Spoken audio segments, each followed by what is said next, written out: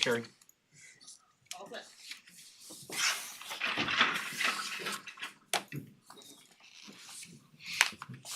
Okay, thank you. We'll call the meeting to order. This is Tuesday, November 21. And we have a number of public hearings. So our first one is the public hearing for Graves, 123 Random Farms Drive. This is an application for a site development plan approval to replace and extend a deck and the clearing grading limit lines and the removal of the basketball court, which has been removed. Is there a motion to open the public hearing? Motion. Second? Second. All in favor? Aye. Aye? Aye. That'd be me. That's absolutely. Good evening. As a result of a very interesting meeting, a week or so after the last meeting, we met with the entire staff. Yep. And went through the pros and cons of what we'd come up with. And it was decided to propose that we move the grading and limit line from where it was, 70 feet, to here. Right. So it had been coterminous with the 70-foot setback Yeah. line too, right? Now, what that does is that if that is okay with you, then the only thing we need to do now is resolve some of the issues that Cioli, Bob wants to talk about, and also then apply for a variance for the, which is a very minor variance. I think I've calculated about 66 square feet. No big deal. With that said, I'm gonna throw the meeting open to you guys and if you throw along some of our people in case you have questions. Okay. Great, thank you. Sabrina, do you have any, so there are no changes at this point, we still have the proposal for repairing and completing the deck. Yes. The basketball court has been pulled up, it's gone. Yes. I think Bob had some comments and questions on that. And then the application at this point is to change the clearing grading limit lines, Yes. but we also have this other issue of what to do about the conservation development 70-foot buffer line, so Yes. we'll talk about that as well. Okay.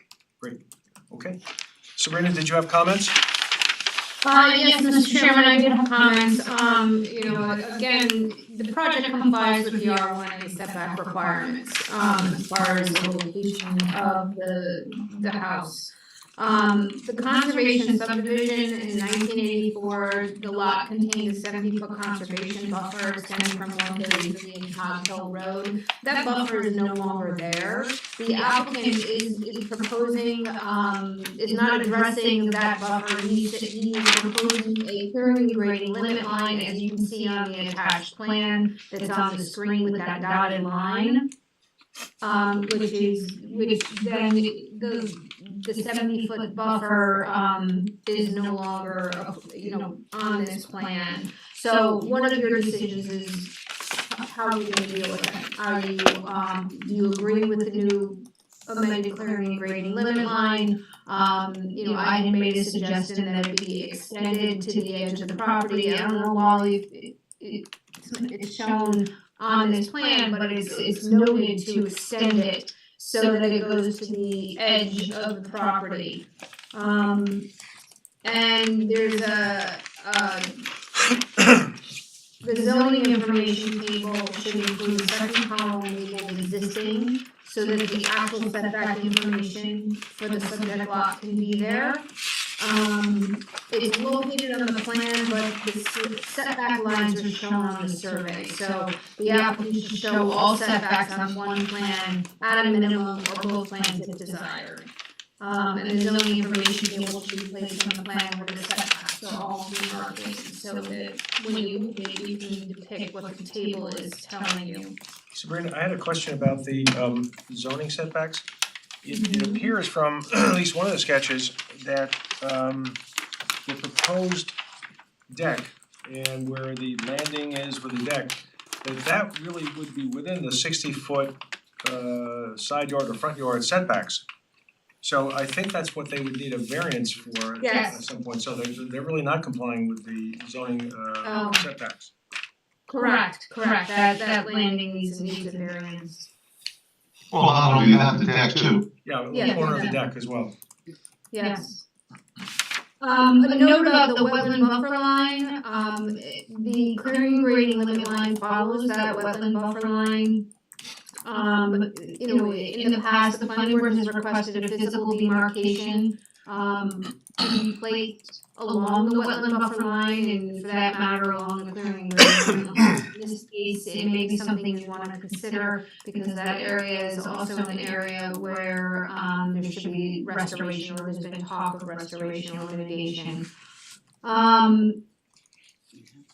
Coverage calculations, this lot initially predated coverage requirements.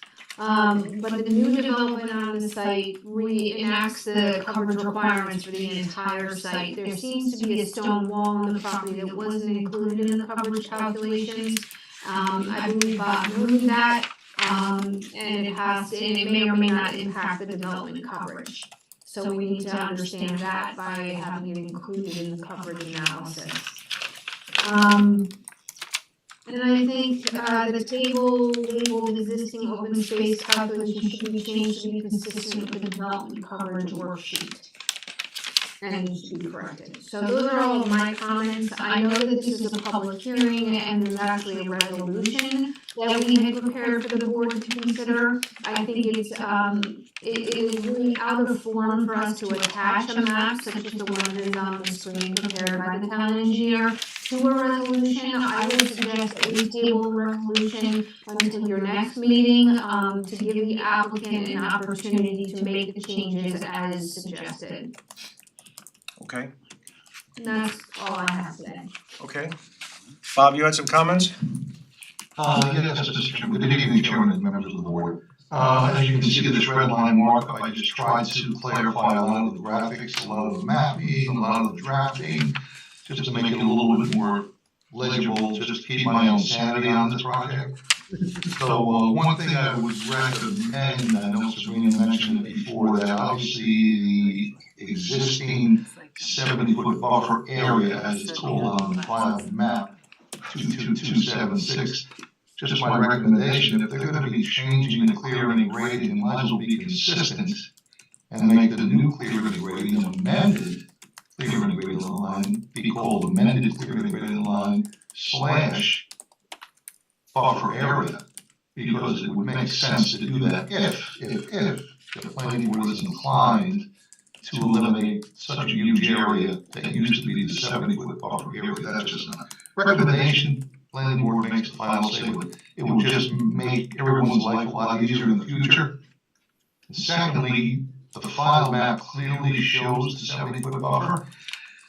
Anytime you make a change on a file map, the only way to modify it, I believe anyway, I can brought a council on this, but it's to make another map just for this lot, not for the whole subdivision, just for this lot, to show modifications of that 70-foot buffer area, which, you know, as again I stated earlier, might be make more sense to make it coterminous with wherever the planning board decides that new amended clearing graded in the line shall be. So that's what I tried to get across on my markup. And if that's the way the board wants to proceed, they might let the applicant know that, it'd be helpful. Also I'm just paraphrasing a lot of my comments on the one big comment, it's all pretty much interconnected.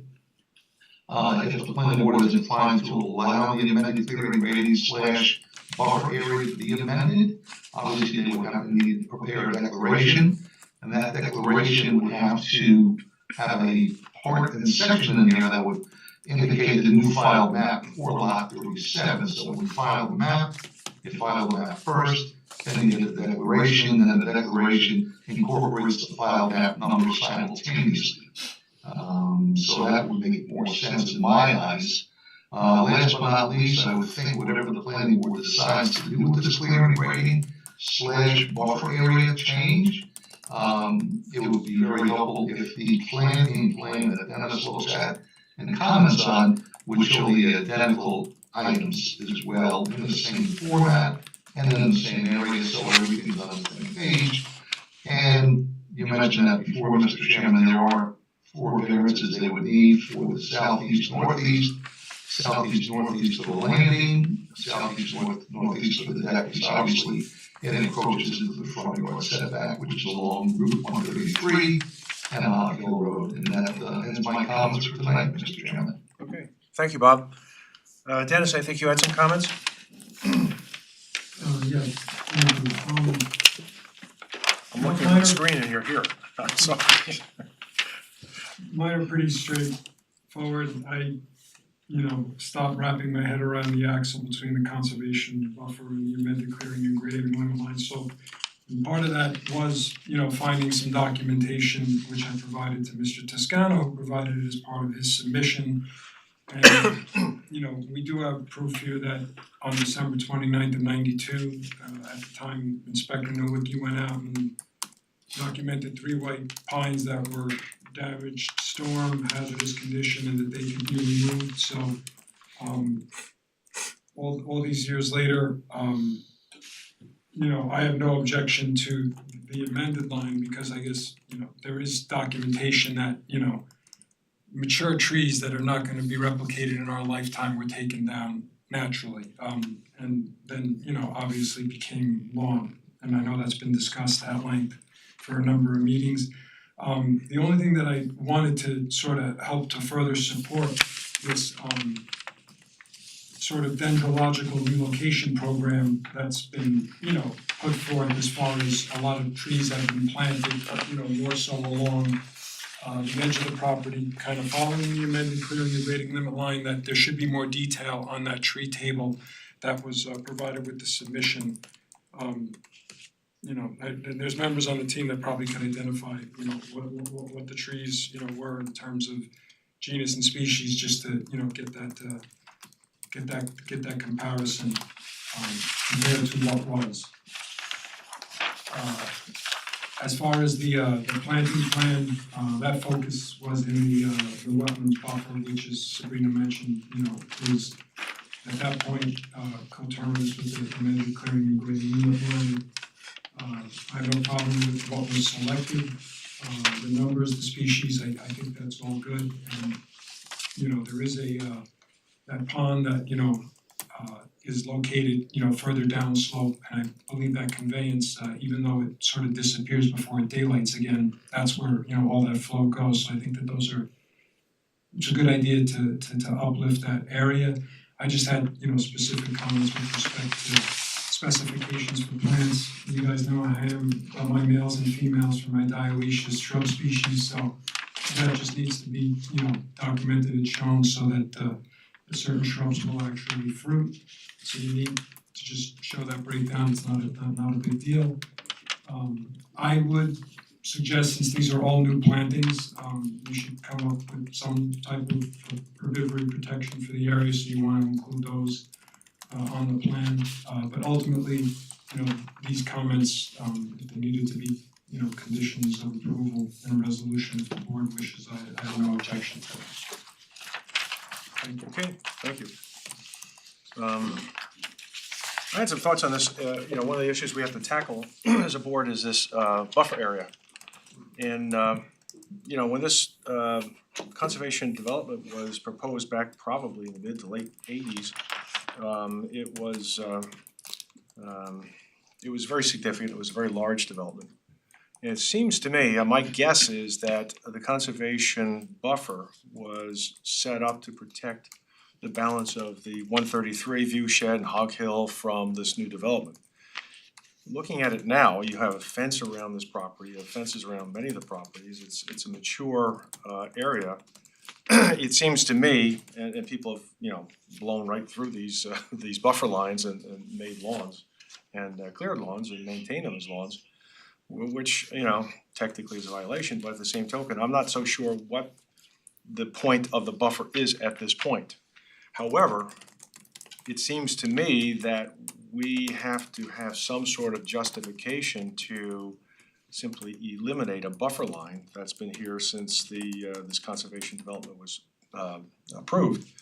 And you know, we work hard often when we do things that we wanna make sure we're not setting a precedent, we wanna make sure we're distinguishing the property, the reasoning for doing whatever we're doing. This is when I will call on Dick because he's very big on making sure that we do that. So I'm not quite sure that just willy-nilly we just say, well, we don't need it anymore, although deep down I think we probably don't need it. It's a mature development, it's part of the fabric now of our community. It's not something that we are hiding, and there are fences along 133, there are fences along Hog Hill. There's mature vegetation that covers the area. It blends, it's now blended. So I can't other than for that reason, I can't really figure out, and we had a conversation on this earlier, our guess was that the 70-foot buffer was really something to add a view shed buffer. I don't think it's that necessary, I don't think it's necessary at all at this point, so I don't have a problem making the clearing grading limit line and the buffer line coterminous. But I don't think we've ever just dismissed a buffer line and said, well, I don't know if we could just make it go away. John, can we do that without, I mean, that was something that's approved, it's part of this this subdivision. I don't know how we do that, if we want to do that, by the way. If you wanna do it, you have the authority to do it. You can amend, you know, the subdivision, you can amend the site plan approval, you have that authority. Do we, well, Can we change it for not just this property, but the entire subdivision? That's up to you. I don't think that's before you now. I understand. There's no application for that. Right. But, you know, I do agree with, you know, the representation before that the map would have to be changed. Yes. The filed map would have to be changed to reflect it, but yes, you have that authority to do it. okay. I mean, I think the applicant hasn't really spoken to that issue of the 70-foot buffer, and I think Sabrina has, and I think we really have to address that one way or the other. So if we have the ability to do that in our discretion, that makes sense to me, but whatever that mechanism is, I think we should follow it. And I agree, I don't think we should be doing it willy-nilly for the entire subdivision. At this point, we don't have information, so we just have this one lot. But if that's something we can do, if board members are comfortable with that, I certainly. Aren't they requesting it? It's not even mentioned really, they're just changing the clearing grading limit line, so I think implicitly, it's a requirement. Yes, we to are change the buffer. requesting it. Okay, you are, okay, good, okay, I have a thought, yep, you know, that the applicant has spent a lot of money to repair what Mother Nature did in the way of destruction along, you know, the sides of the property. And I think that's a unique opportunity. You know, that still sore here. Yeah, so I think that if the amount of money is significant, I mean, we could probably ask them and say, what was the repair costs, you know, for you know, the way this whole thing was set up. I don't think many people would have done that. And so I think it's unique. And therefore, I don't mind that there's a small area that is in the buffer zone. We can just make, you know, make the grading and limit line or make the line for the, you know, for the vegetation that was supposed to be put in there, got blown away, trees and all. I think that sort of washes itself out rather well. And so that would be unique, which might help, you know, others that look at it to say, okay, it's not gonna happen everywhere. okay, Can I respond? sure. I think at one of our presentations early on, Mr. Graves commented that he had spent over $200,000 in reclaiming that property just to get that number Yes. out there, which is a substantial amount of money. Yeah.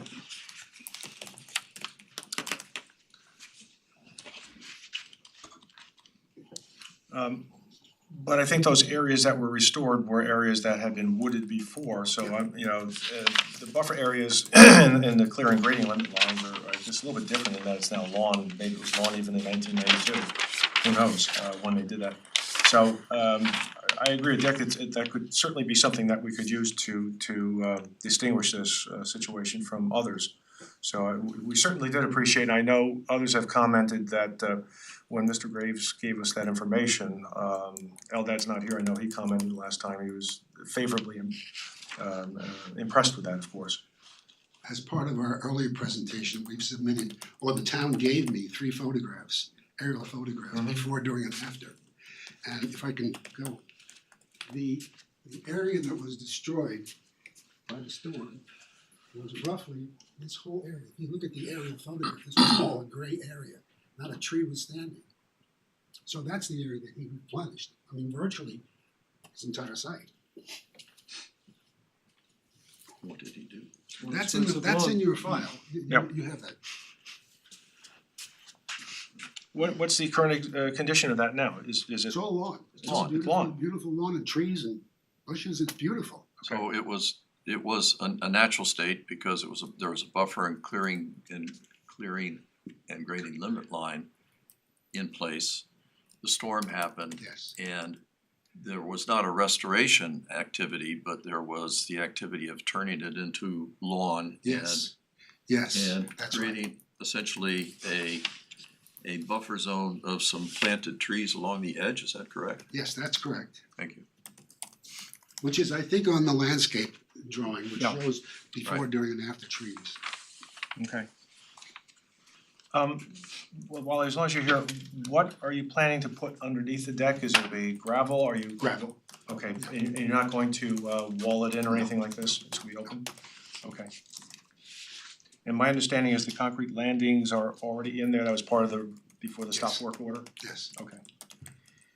Okay, and did you give any thought, last time around, we asked if there might be some sort of consideration to changing the stairs so that it came off the side, not, what is it? South or I had looked, the stairs were there when I came into the project.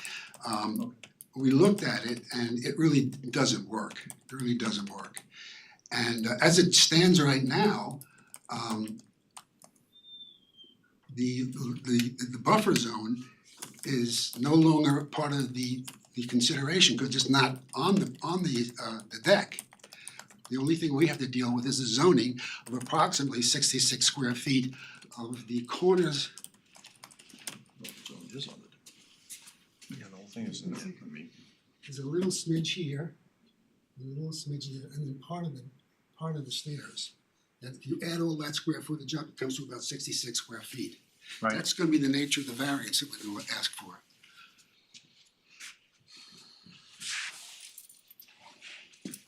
And that's that's the zoning setback fee. Yes, yes, Again, that's a has 60 nothing to feet. do with No. the buffer, No. the 70-foot environmental buffer that was set when this application was The way I first understand it, the buffer is no longer there, or at least if you approve, it's not there. approved. Right, yeah, it is still there. It is still there. it's a violation of Be it. clear about that. It's okay. If you approve, it will disappear. Along with the clearing grading limit line, yeah, exactly, yeah, okay, Yeah, that's probably true. So, okay, which I am a little bit concerned about, not necessarily that it wouldn't be justified in that, events like sort of catch up. And maybe it's become now irrelevant because the context has changed. But there's a larger question, I wonder if maybe it's not for you to worry about, but at some point it might be the planning board's concern, that the restrictions that we would be lifting from this particular piece of property are restrictions that other landowners in the development are subject to I understand that, and may actually be honoring. yes. And so at some point, it just seems to me that somehow unfair. Sending I a understand dangerous those precedent. applications aren't in front of us right now. But I guess and this is not to take up your time in all of this, but at some point, would would it be possible for the planning board to resurrect the original subdivision application and amend the buffer zone for the entire subdivision on its own without having an applicant come before it? To amend and change the buffer zones on all the properties that currently have it. Does that make sense? It does, it might make sense, it might make sense to look at it, but I don't know if it makes sense to do, you know, and again, you know, and that's, we're sort of getting ahead of ourselves. You'd have to see what the facts and circumstances are, but you know. Well, I'm not sure, I meant to get ahead of ourselves here. Well, I'm saying is like you don't know, like the facts and circumstances of this application are known to you. What's there, why it's happened, what they did. That may or may not be the case with the other houses in the subdivision, right? But I thought that and I don't have your information and your perception of this because I'm not really that familiar with the surrounding area and the conservation area. But unless I'm mistaken, I thought your comment was that context, the larger context had changed. Yes, Not that anything's been done on this property necessarily, I mean, Both. that's changed too. it's both. I think both, again, I was focusing really on this property, but I also noted that in addition, everything has matured here. And it seems to me that the initial need, when you cleared this land back in 1989 and it was an old farm and it was cleared, and then you put in, how many homes were in here? I don't know. A lot. You know, that was a very big thing, that was kind of dramatic. Right. And so therefore, the planning board, I think, reacted appropriately to set up these kinds of buffers for views. This property itself specifically, to me, doesn't shed any kind of, it's almost impossible to look inside of the property from Hog Hill, from 133. Okay. It faces this way in front, so it has a front yard, and that's what you see.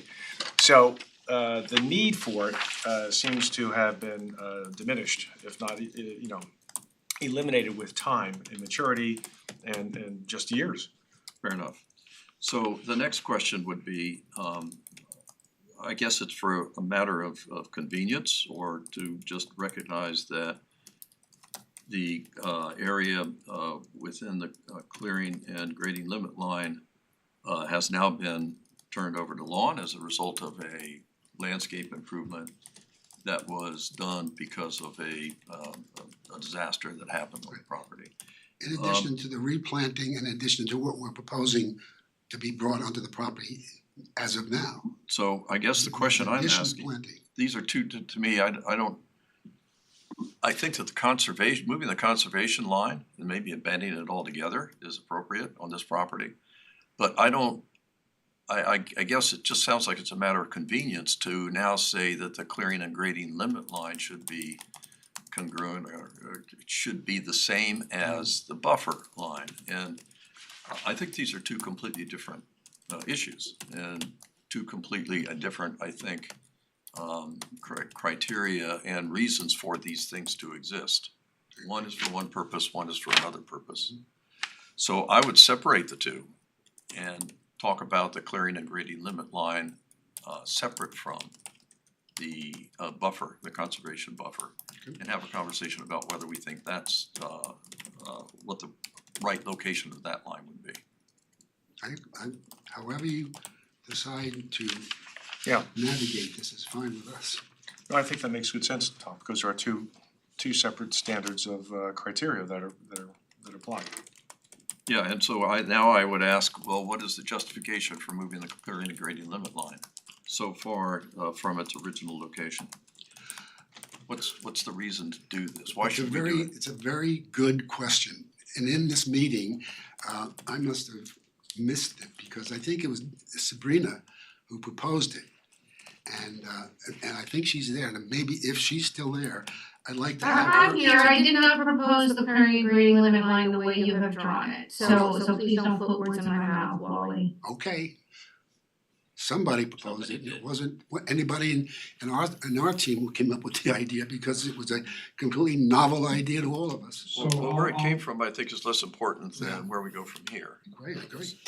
And so I guess, you know, we could take the lead and give you some suggestions about what we think, or you can start by telling us why you think it should be here or where you would like to put it. You have any ideas? Someone at the meeting totally suggested it. Yeah. That's why we had the meeting.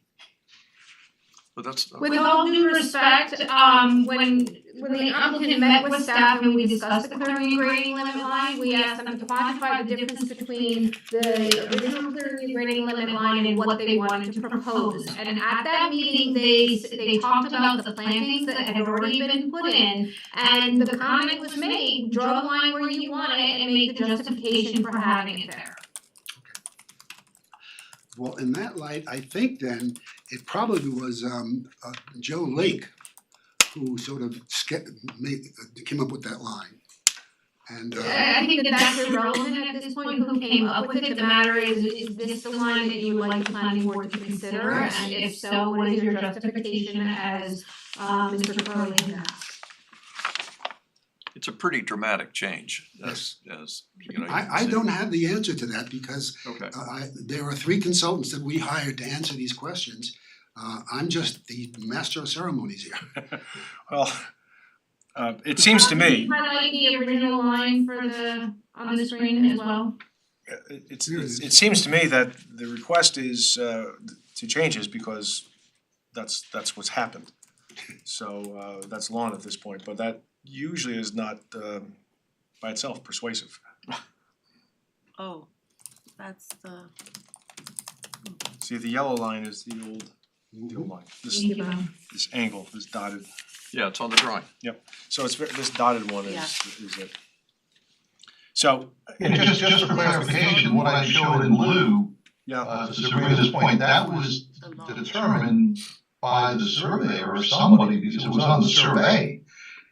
We did not tell them to put it there, that's what they gave to us, that's what we commented on. okay. So it is what it is, and that's where they put it, the yellow is what the old one was when the clearing green was coterminous with the buffer zone. I just wanted to show it on that, that's all. I think they're just following the lawn must be to that blue line, right? Would that be Yes. right?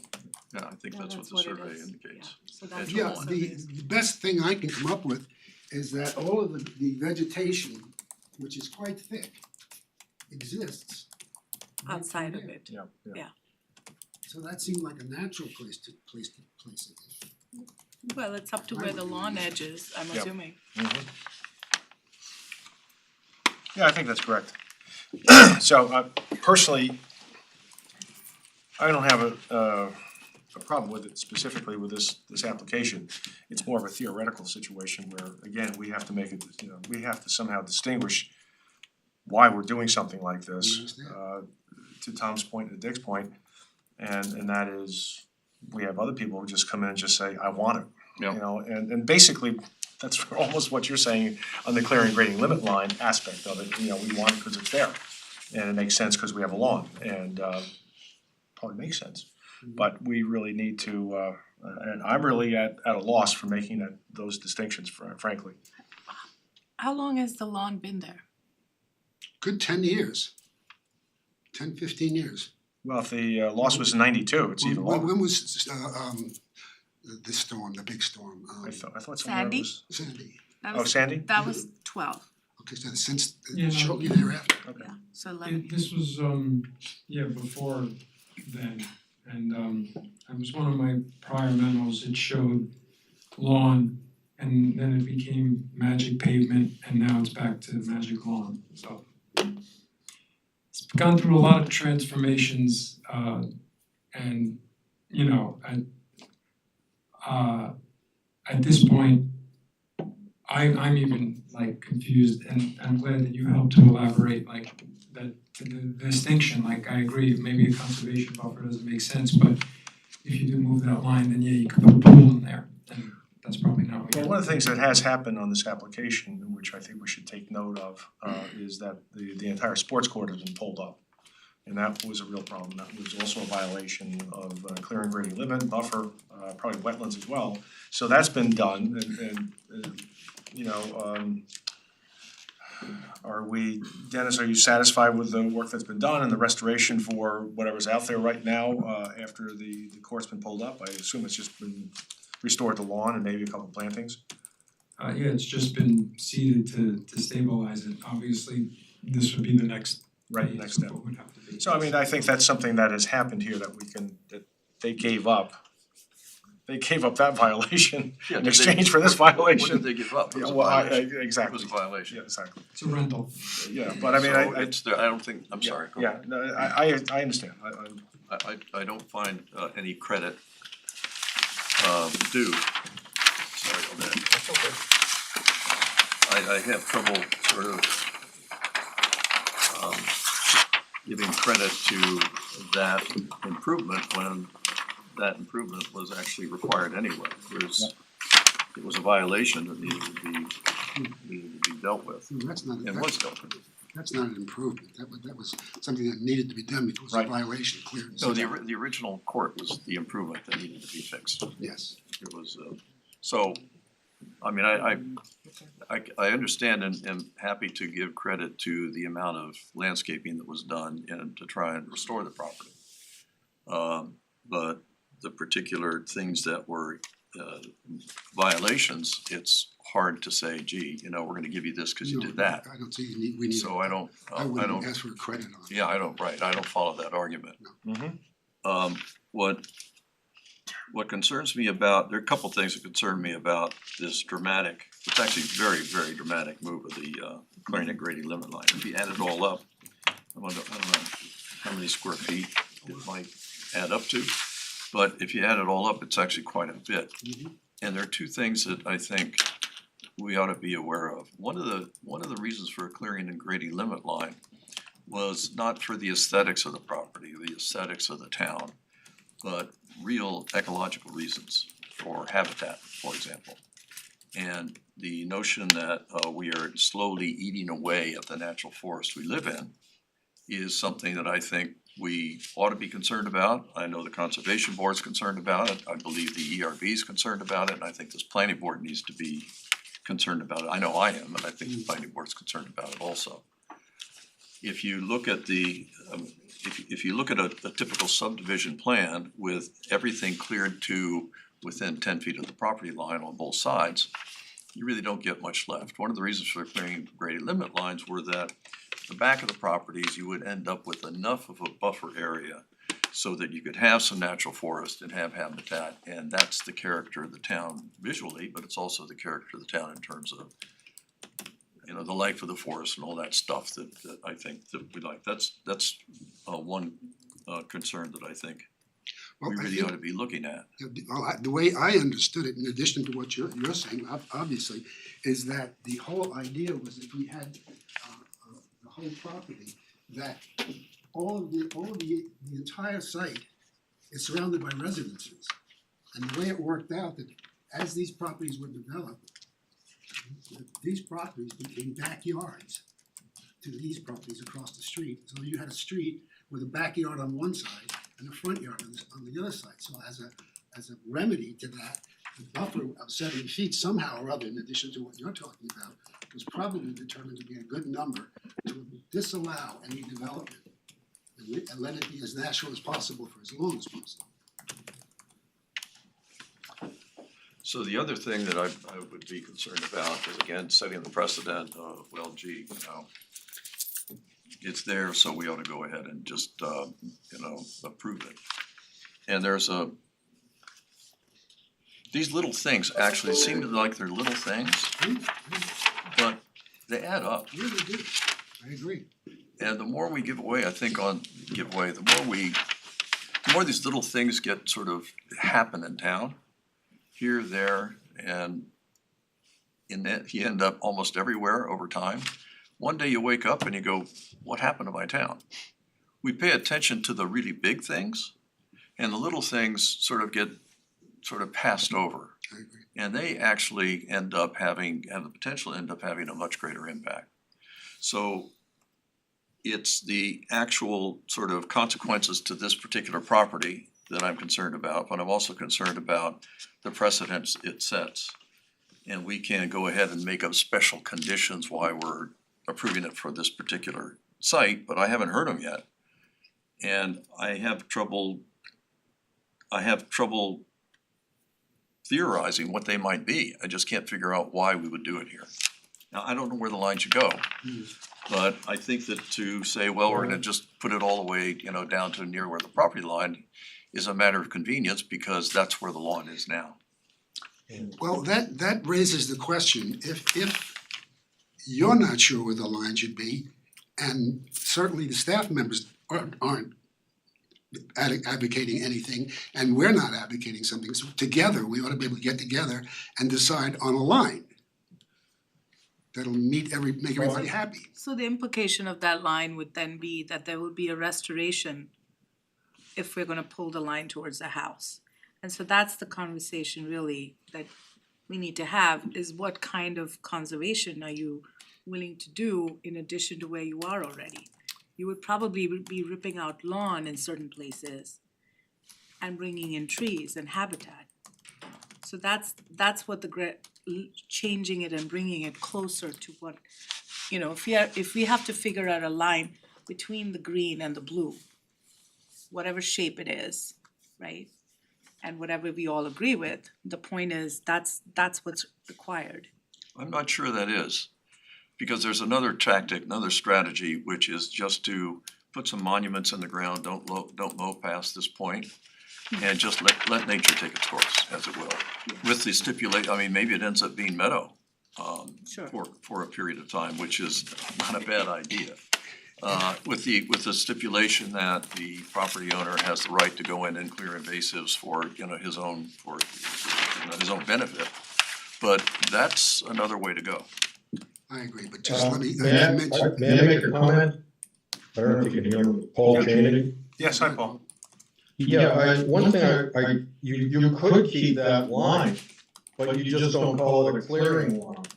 I mean, I think it's not inappropriate to keep the line as, you can't grade past this line.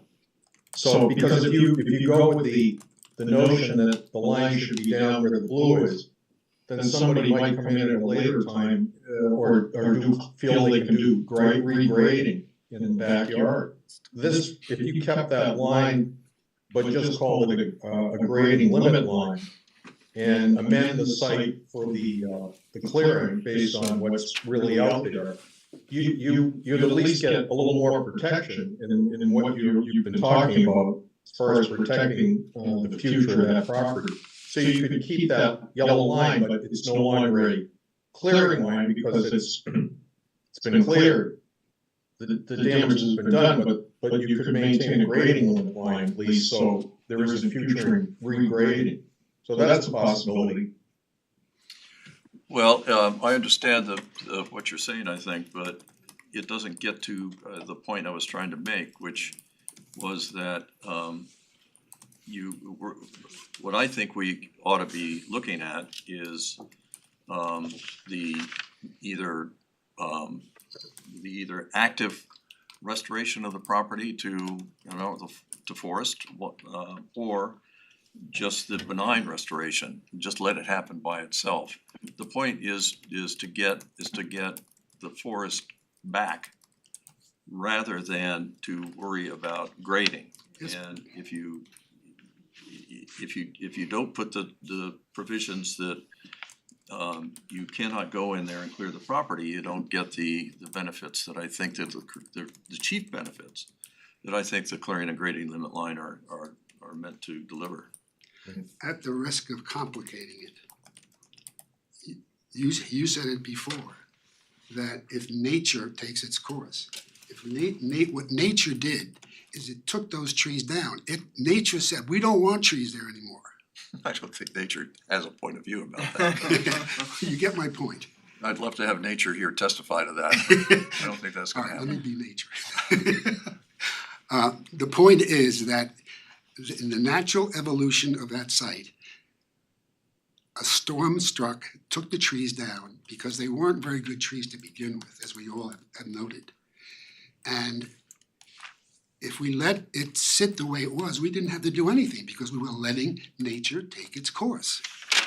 It could have been just sitting there just the way it is now, except for the fact that the owner put some grass seed down. Well, but that's not, actually, that's not factually true.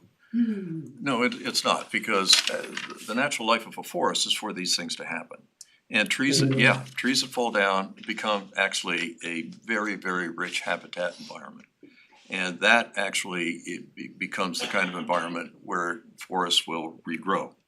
And that's just the natural cycle of things. Yes, the natural cycle you said. And this is not turning into lawn is not the natural cycle of All right, things, it's just a I'll fact. grant you that, but if the trees fell down, then the owner would have been faced with the fact that on 2/3 of his property would have been fallen trees, No, which we he could do understand. nothing. Yeah, that's totally. But that's not the, Yeah, that's not the point. I think one of the things that we've asked for, I heard from Bob and also Sabrina, do we have, to maybe we move this along further, do we have any quantification of terms of, maybe Paul, you have this information, what the difference is, the delta is in terms of square footage between the yellow and the blue? No, we could, And then we can actually maybe reach some sort of a understanding as to maybe we wanna off see the top of my head, I a can't. certain percentage of it to be reforested, Yes. Yeah, and- nature forested or planted forested, or, and then some also meadow where once a year, twice a year, the applicant can cut it, and then some, obviously some lawn as well. And also it could be that one side of, one part of it, like Mhm. there's one naturally you can sort of compensate and bring in natural habitat, right, on this side, on the north side of the property. The wetland side. And Do you wanna stand up and talk about what the landscaping that you have done? Well, yeah, it's not what they're asking. No, cause that's all been done outside of, It's in the wetland buffer. yeah, which is great, which, we support and is important, and I think Dennis has said that he likes it, that's great. Okay. So we're all for that, to the extent that perhaps to Kanan's point, to the extent that you just extend that, compensate for that. extend it, And this that might side you help us. can, and this side you can let it be the way it is. But I like the idea of at least getting some quantification so we know what we're talking about, and I think the staff has asked for that. And then we can sit there and say, okay, we're talking about 2,500 square feet, you need to restore 1,400 square feet. That looks Something like this a to lot. help, That's and then we can start drawing lines and We could do that. and believe it or not, actually be done with this application. Yeah, I feel like if you actually follow reasonable. Moving in. the side of it, which you already have a lot of the planting done. Alright, so do I have this straight, where we're at is if we go back and quantify the square footage that is being dealt with and Yeah, the change, the delta between the blue and the yellow. fine. And then make a proposal back in terms of somehow between the three of us replanting some more plants and so on to the satisfaction of us and then submitting it to you and see where we stand. Right, well, it's not just the plants, I mean, to Tom's point, I think we would wanna see, and maybe it's a blend. Yeah. But, let nature take its course, a certain portion of it, whatever that means, and you guys propose what you think that means. And then whatever plantings you want to do, where again, once the plantings are done, it's an area that maybe once a year you go and clear vines and invasives and that's it, other than that, it's left. Yeah, I don't wanna make this onerous in terms of costs. The property owner has already made a very big investment in landscape. And that's why I wonder if, Bob's approach where, you don't have to go in and landscape it to restore it. If you may wanna put a few trees in there, which is fine, but just let nature take its course. And the activity that the property owner would then take would be once or twice a year going in and doing some maintenance. And that, No. without really making it onerous in terms of cost. So, so if I understand you, if some of this, let's say we revert to a meadow, the owner might have the ability to go once a year and do a mowing, keep it as a meadow. Yes, we've done that many times, once or twice a year, to just maintain it as a meadow. I find that a very attractive proposal, if that's one of your thoughts. Yeah. Good. Do we have enough, Well, I think- have we given enough direction or in terms of what we're Yeah. looking Here's for one on of my that? consultants, there's another one of my consultants. So I think you're hearing from us that the buffer itself, the 70-foot buffer is something that we're not terribly concerned with, but the clearing grading we are. And then were there other issues that you had, Dennis, Bob, or Sabrina, that really so that we're clear that what we really need so we can, Well, there's some paperwork that we have to Yes, take care of it, yes. the applications, which is natural. Then we've gotta clear up this, all of those red notations have to be cleared up. Just legally, do we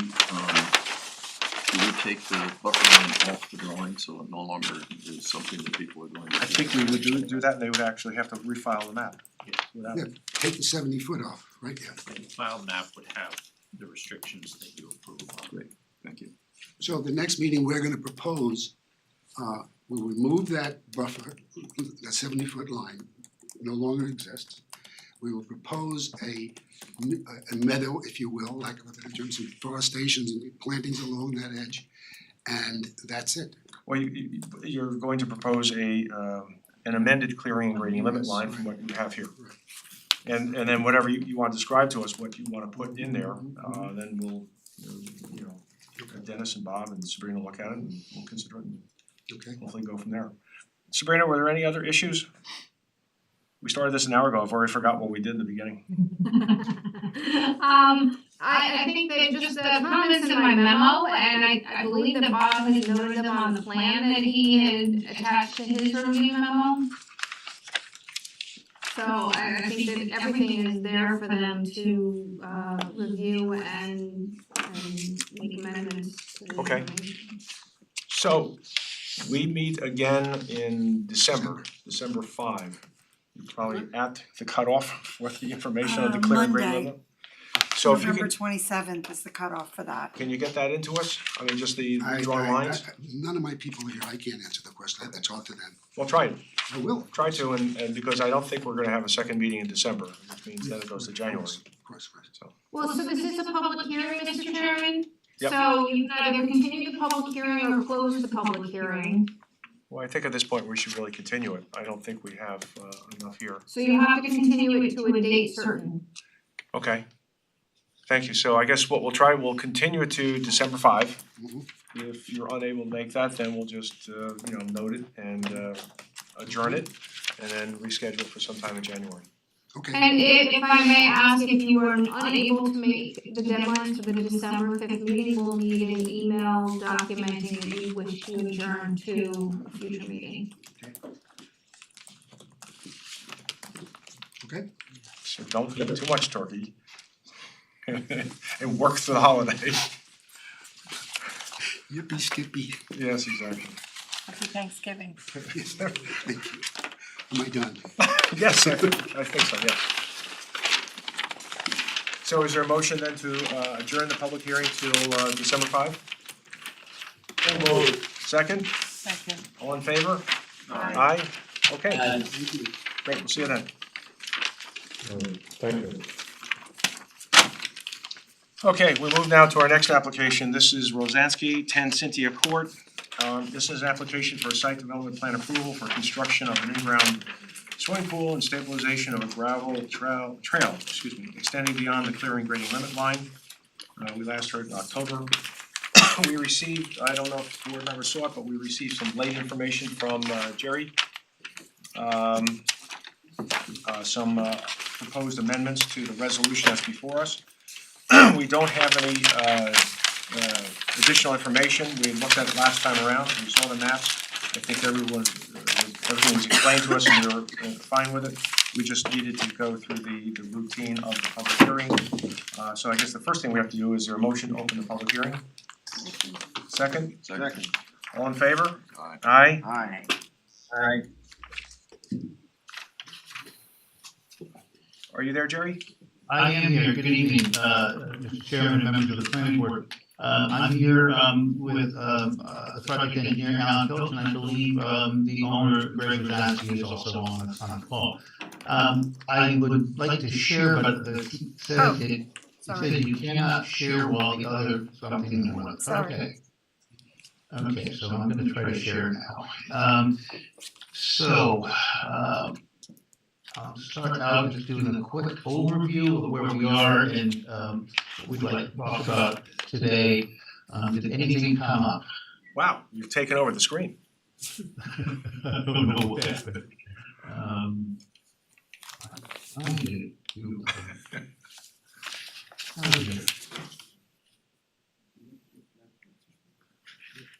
for a moment.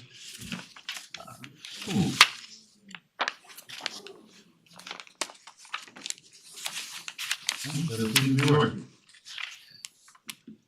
Okay, maybe share, sorry, maybe share.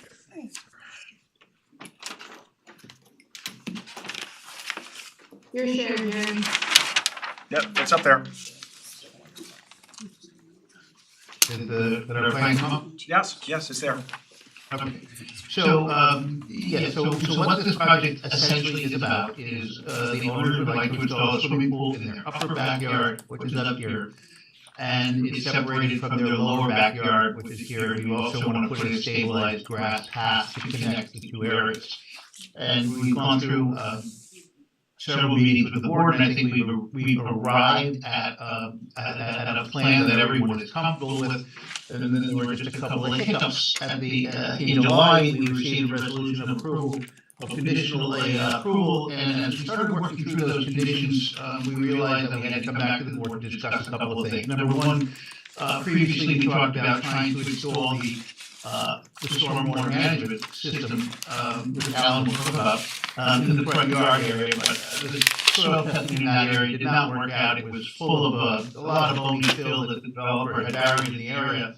So instead, Alan found an area in the lower front yard, and it worked fine. The problem is it's beyond the approved clearing grading limit line that was previously approved for the project, and therefore, so we came back and we're asking the planning board to approve an amendment to the clearing grading limit line to allow us to put the stormwater in the front yard. And the other issue we had was that previously we thought we were over on our development coverage, and as we worked through the plan and looked through the surveys, we realized that the stone walls shown on the surveys, you see these brown walls, and these are the walls that the builder built during construction, and those are considered existing. But this wall, you can see they used a different symbol. This wall is in the middle of the woods. It's an old farmer's wall. That would be a pre-existing wall, and that does not count toward development coverage. So when we backed that out, we found out we did not need the zoning development coverage variance. So really, essentially, what we're talking about now is just trying to amend clearing grading limit line for the project. So we had previously provided the board a plan. We showed this was, when it was, I think this was when it was Brandywine, and this is when it was Natick. And the proposed amended plan, it's in this area. You can see there's an appendage right here, and that's where that stormwater management area is.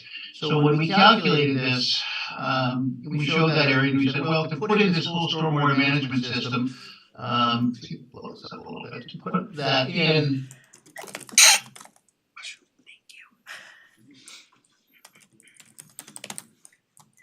It's gonna be about 1,720 square feet to put that stormwater management system in, and that's to install the trench drain across the driveway, trench along the front yard, and then tie it into the Cultec system that Alan's proposing.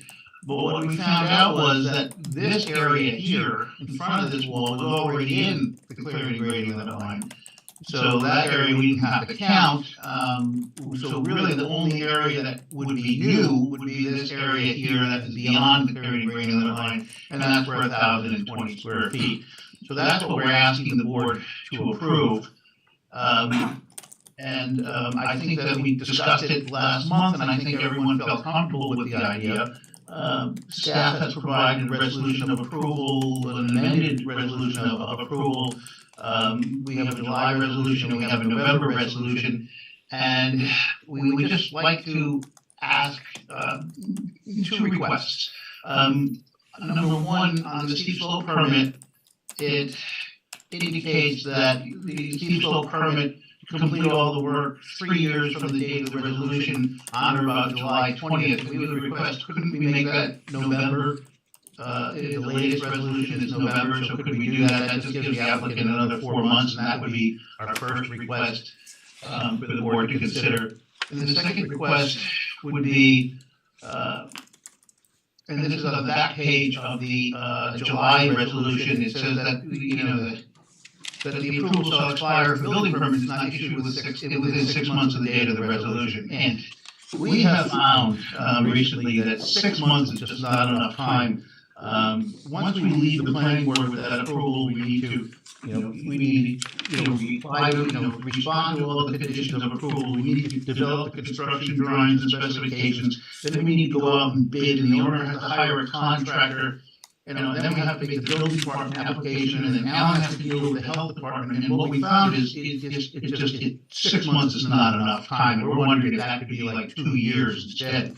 I just don't see it happening. The other problem has been contractors have been so busy, pool contractors have been so busy that it's difficult to get them to even bid on the jobs. And then when they do schedule the work, it's always scheduled in advance, so we would ask 3 things, I guess, this evening for the board to consider approving the amended grading limit line for another 1,020 square feet to allow the stormwater system to be put in the lower front yard, to modify the resolution, condition 5, that it would be, the steep slope permit would be for 3 years from the November 23 resolution as opposed to the July one, and if the final one we just talked about, if the building permit, if the approval can be extended, if we have up to, I don't know, 1 year, 2 years, but 6 months, there's just no way.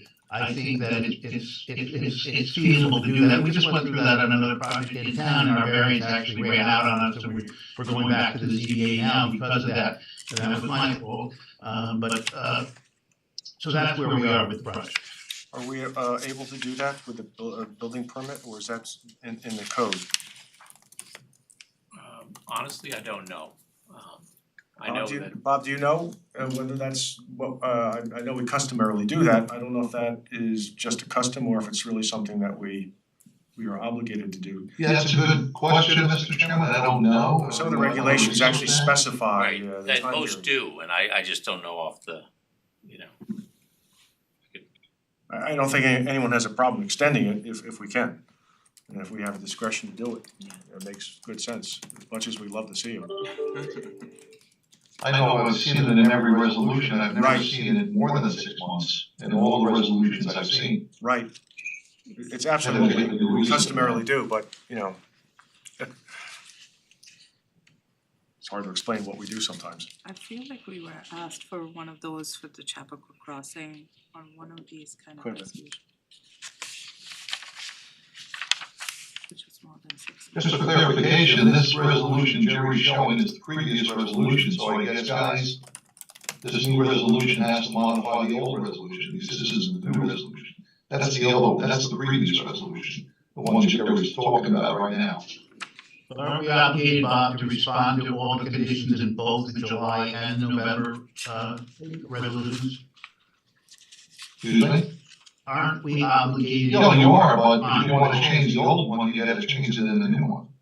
It's gotta be put in the new resolution. It didn't show up in the new resolution, that's why I cited it here. It didn't Oh, show. okay. Well, don't we incorporate the earlier resolution by reference and it's built into the new one? So usually there's a line in there that says, and incorporates it into. right,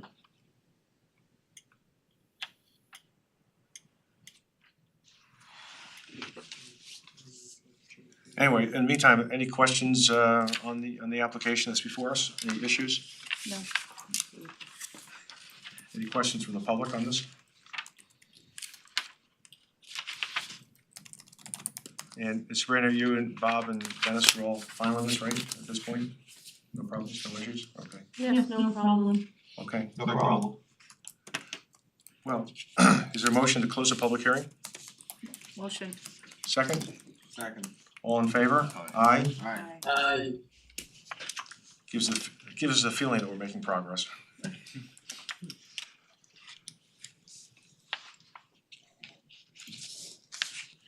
Can we amend the resolution, John, and say to the extent that there's something in the code that enables us to extend it to a year, we will, if not, if we're bound by the code for some reason, You say we're bound by the unless, code.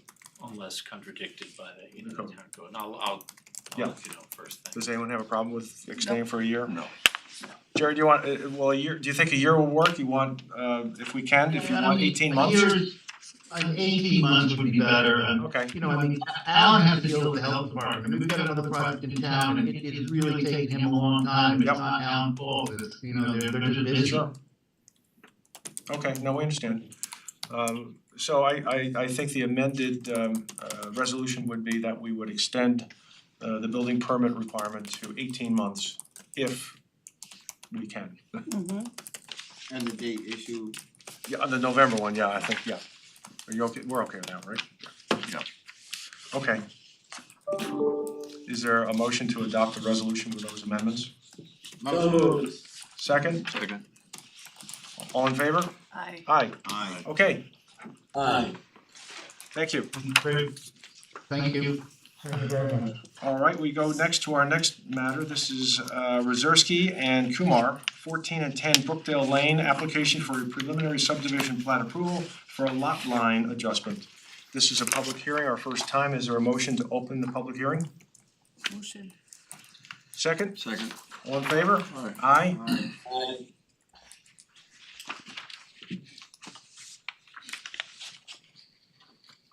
You picked up the Johnson, right? I did. Okay. Yeah, it's not in yours. Any questions with, we don't have any additional information. We looked at it last time informally, and we're now where we hoped to have been last time. Any questions from board members on this, or any questions or issues from staff? If I may, Dawn Purdy for the applicants, Mr. Orzechowski is actually in the room, I believe. And there was an issue about an encroachment of a vinyl fence and a portion of the driveway that has been remedied. And Mr. Orzechowski has brought pictures with him to present to the board. Okay, How you doing, Board? Eric Krasierski. It's a little interesting to see, but basically, we removed one entire section of fence. Yep. And the driveway, you can see, has a curve to it now to accommodate it. About 5-6 Belgian blocks were taken off the end. so now everything's within the new property line? Yes. Okay. So that this tree, you know, is in this shadow right there. Yeah, we had conditioned it, but it was something that, again, the parties would have to just rectify amongst yourselves. Exactly, we just wanted to make sure that it was taken care of. Yep. Before. Okay, fine. This is Rohit, the other party. Has this been taken care of recently? Just want to understand that. Yes, The last. yes, I believe it was finished today, Yes. Oh, okay. That's great. yeah. And I can send you those pictures as well. Oh, that'll be amazing. Can I make one recommendation? I mean, would it be a problem to show the actual new location of these things to Sabrina's point and put it on the file map so we know it's done properly and it's on the right areas of property? Sure, I can have surveyor correct that. Show it on the file map that would memorialize it. Yep, you got it. Thank you. Great. So we'll just add that as a condition to the resolution, Okay, no problem. okay? Okay, any comments from, no, any other comments from the public? If not, is there a motion to close the public hearing? So moved. Second, Second. all in favor? Aye. Aye. Aye. We have a resolution before us. One of the whereases, we can take the one out, I guess, about the vinyl fence now, which is line 49. That should be changed to showing it on the Right, map.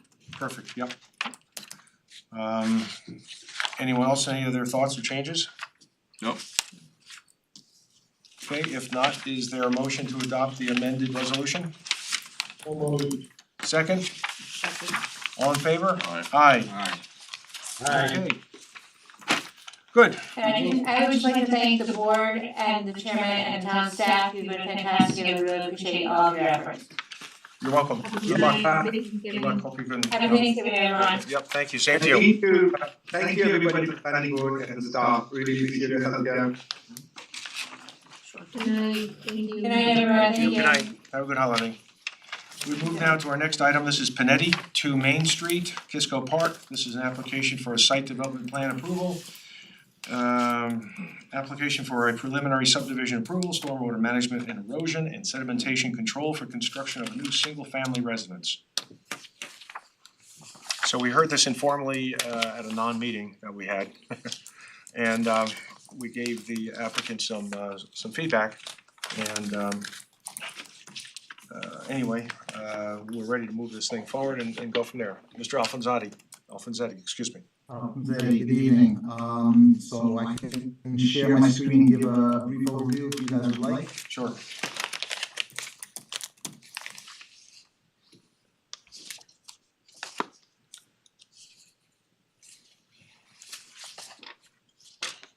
All right, I think everyone can see my screen now. Yep. So this is 2 Main Street, it's approximately 1.7 acres. There's an existing house in this area, existing garage, and an existing barn here. A septic system for the house is in this location where my cursor is, and there is an existing wetland behind the septic system. We are proposing to remove this barn and subdivide the property into 2 lots, keeping the existing house and the existing septic system as shown on this plan.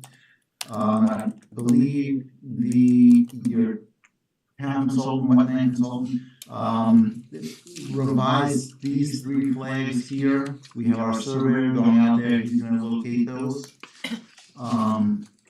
Our proposed house is located in this location, proposed septic is in this location. We are outside the wetland buffer. We've done some additional stormwater testing as requested by the town engineer. We just finished on Monday. We are code compliant, zoning compliant, we're not looking for any variances. That's the overview. Okay, Dennis, are you okay with the changes in the demarcation of the delineation of the wetlands? Those are the issues that we had last time, you had your pink flags out there and Right, those those changes. has to be picked up without that is the change. So if I can jump in, the surveyor has not given us the new locations yet, but from what I understand, they are these 3 flags here, and as you come on, there are these 3 flags, so it'll bump the buffer out, but it won't push it towards our development, it actually just, it'll increase the amount of the existing house in the buffer. Right, just 8 is the only one that, again, I don't think it's gonna bump out that much, but I guess at these lot sizes, when you just drop a flag 5 feet back, 10 feet back, as long as you're comfortable, it doesn't end up anything of consequence in the buffer. It's certainly not gonna reach the septic, it's not gonna reach where you have stormwater proposed it was so. Right. Okay, And I also commented on, even for during construction, I think some trees are gonna, have to go by the wayside, so we just need information on that. The surveyor, when he's out there getting these new relocated flags, he's gonna be picking up the trees. Okay. Any trees that potentially could come down. so will we need a tree application? I would say if it's potential, yes. So it probably would be better for you to get that application in sooner than later, so that we can move it all and include it in the public hearing. Okay. So even if you're on the cusp, I think take Dennis's advice and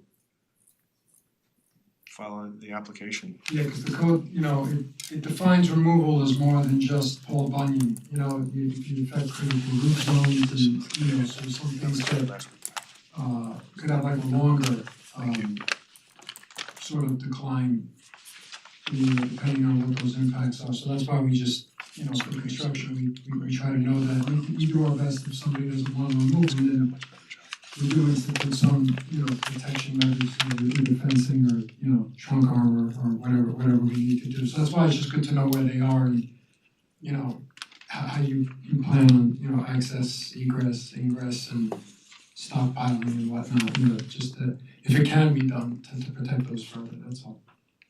Okay, we can get that in. Great. Thank you. Sabrina and Bob, we read through your comments last time, I guess it wasn't really official. So if you Well, want. I only had the one comment, about including the front, the width of the front lot line. That is my only comment, I think that this can be set Yep. for public hearing. Okay. Bob, any comments, anything still outstanding that you would like to see done here?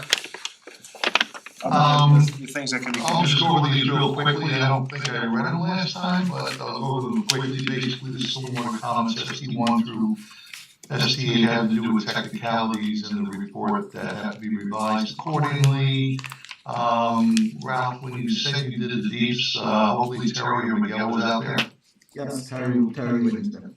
Very good. Yeah, I won't bore everyone with the technical details, but they're all technical items that have to be modified in the report. Nothing substantial, just to make all the bases covered. General comments, GC one through GC 11, basically again, technical comments, with those. Make certain when you're doing the stop and sight distance, you have the sightline triangle, and I always recommend that when we show the sight lines and vegetation removal, you go at least 5 to 10 feet within that line to take into account the growth of any vegetation that's there. There will be retaining walls, 2 retaining walls, about 75 linear feet, submit structural plans. Ralph, you be doing the structural design on that? Depends on how they get. Right now, yes, they're not that high. No, they're 1 to 4 feet. Yeah, that's fine. I'll Very read it. good. Very good, and just some general notes regarding the walls, GC5, make certain you have a pavement replacement detail for in the right way, give you the town specs based on section 109 of the town code, that's GC6, GC7. That's a note that should be on the plans. Actually, the water department now has the final say on the type of size and piping that you put in. They review the reports and they dictate the size. GCA basically profiles, they have more items to it. Obviously, you have to get a street opening permit from Public Works.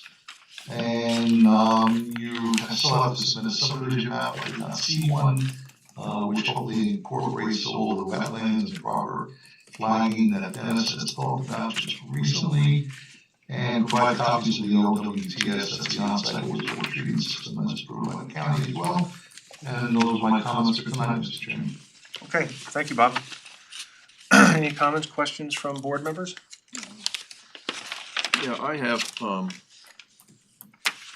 just like clarification, I'm sorry, I didn't, this was in our packets a couple of weeks ago and I didn't pick it up, to review it before, to re-review it before tonight. One of the questions I had before that is probably in the material, the stone wall, the existing stone walls that are on the property, the note, there's a note here that says to be removed. Is that referring to the walls? Are you talking about this note here? I'm sorry, do that again? I can't see. You Yes. mean this Yes, right yes, those There, notes. along the wall is what he's asking.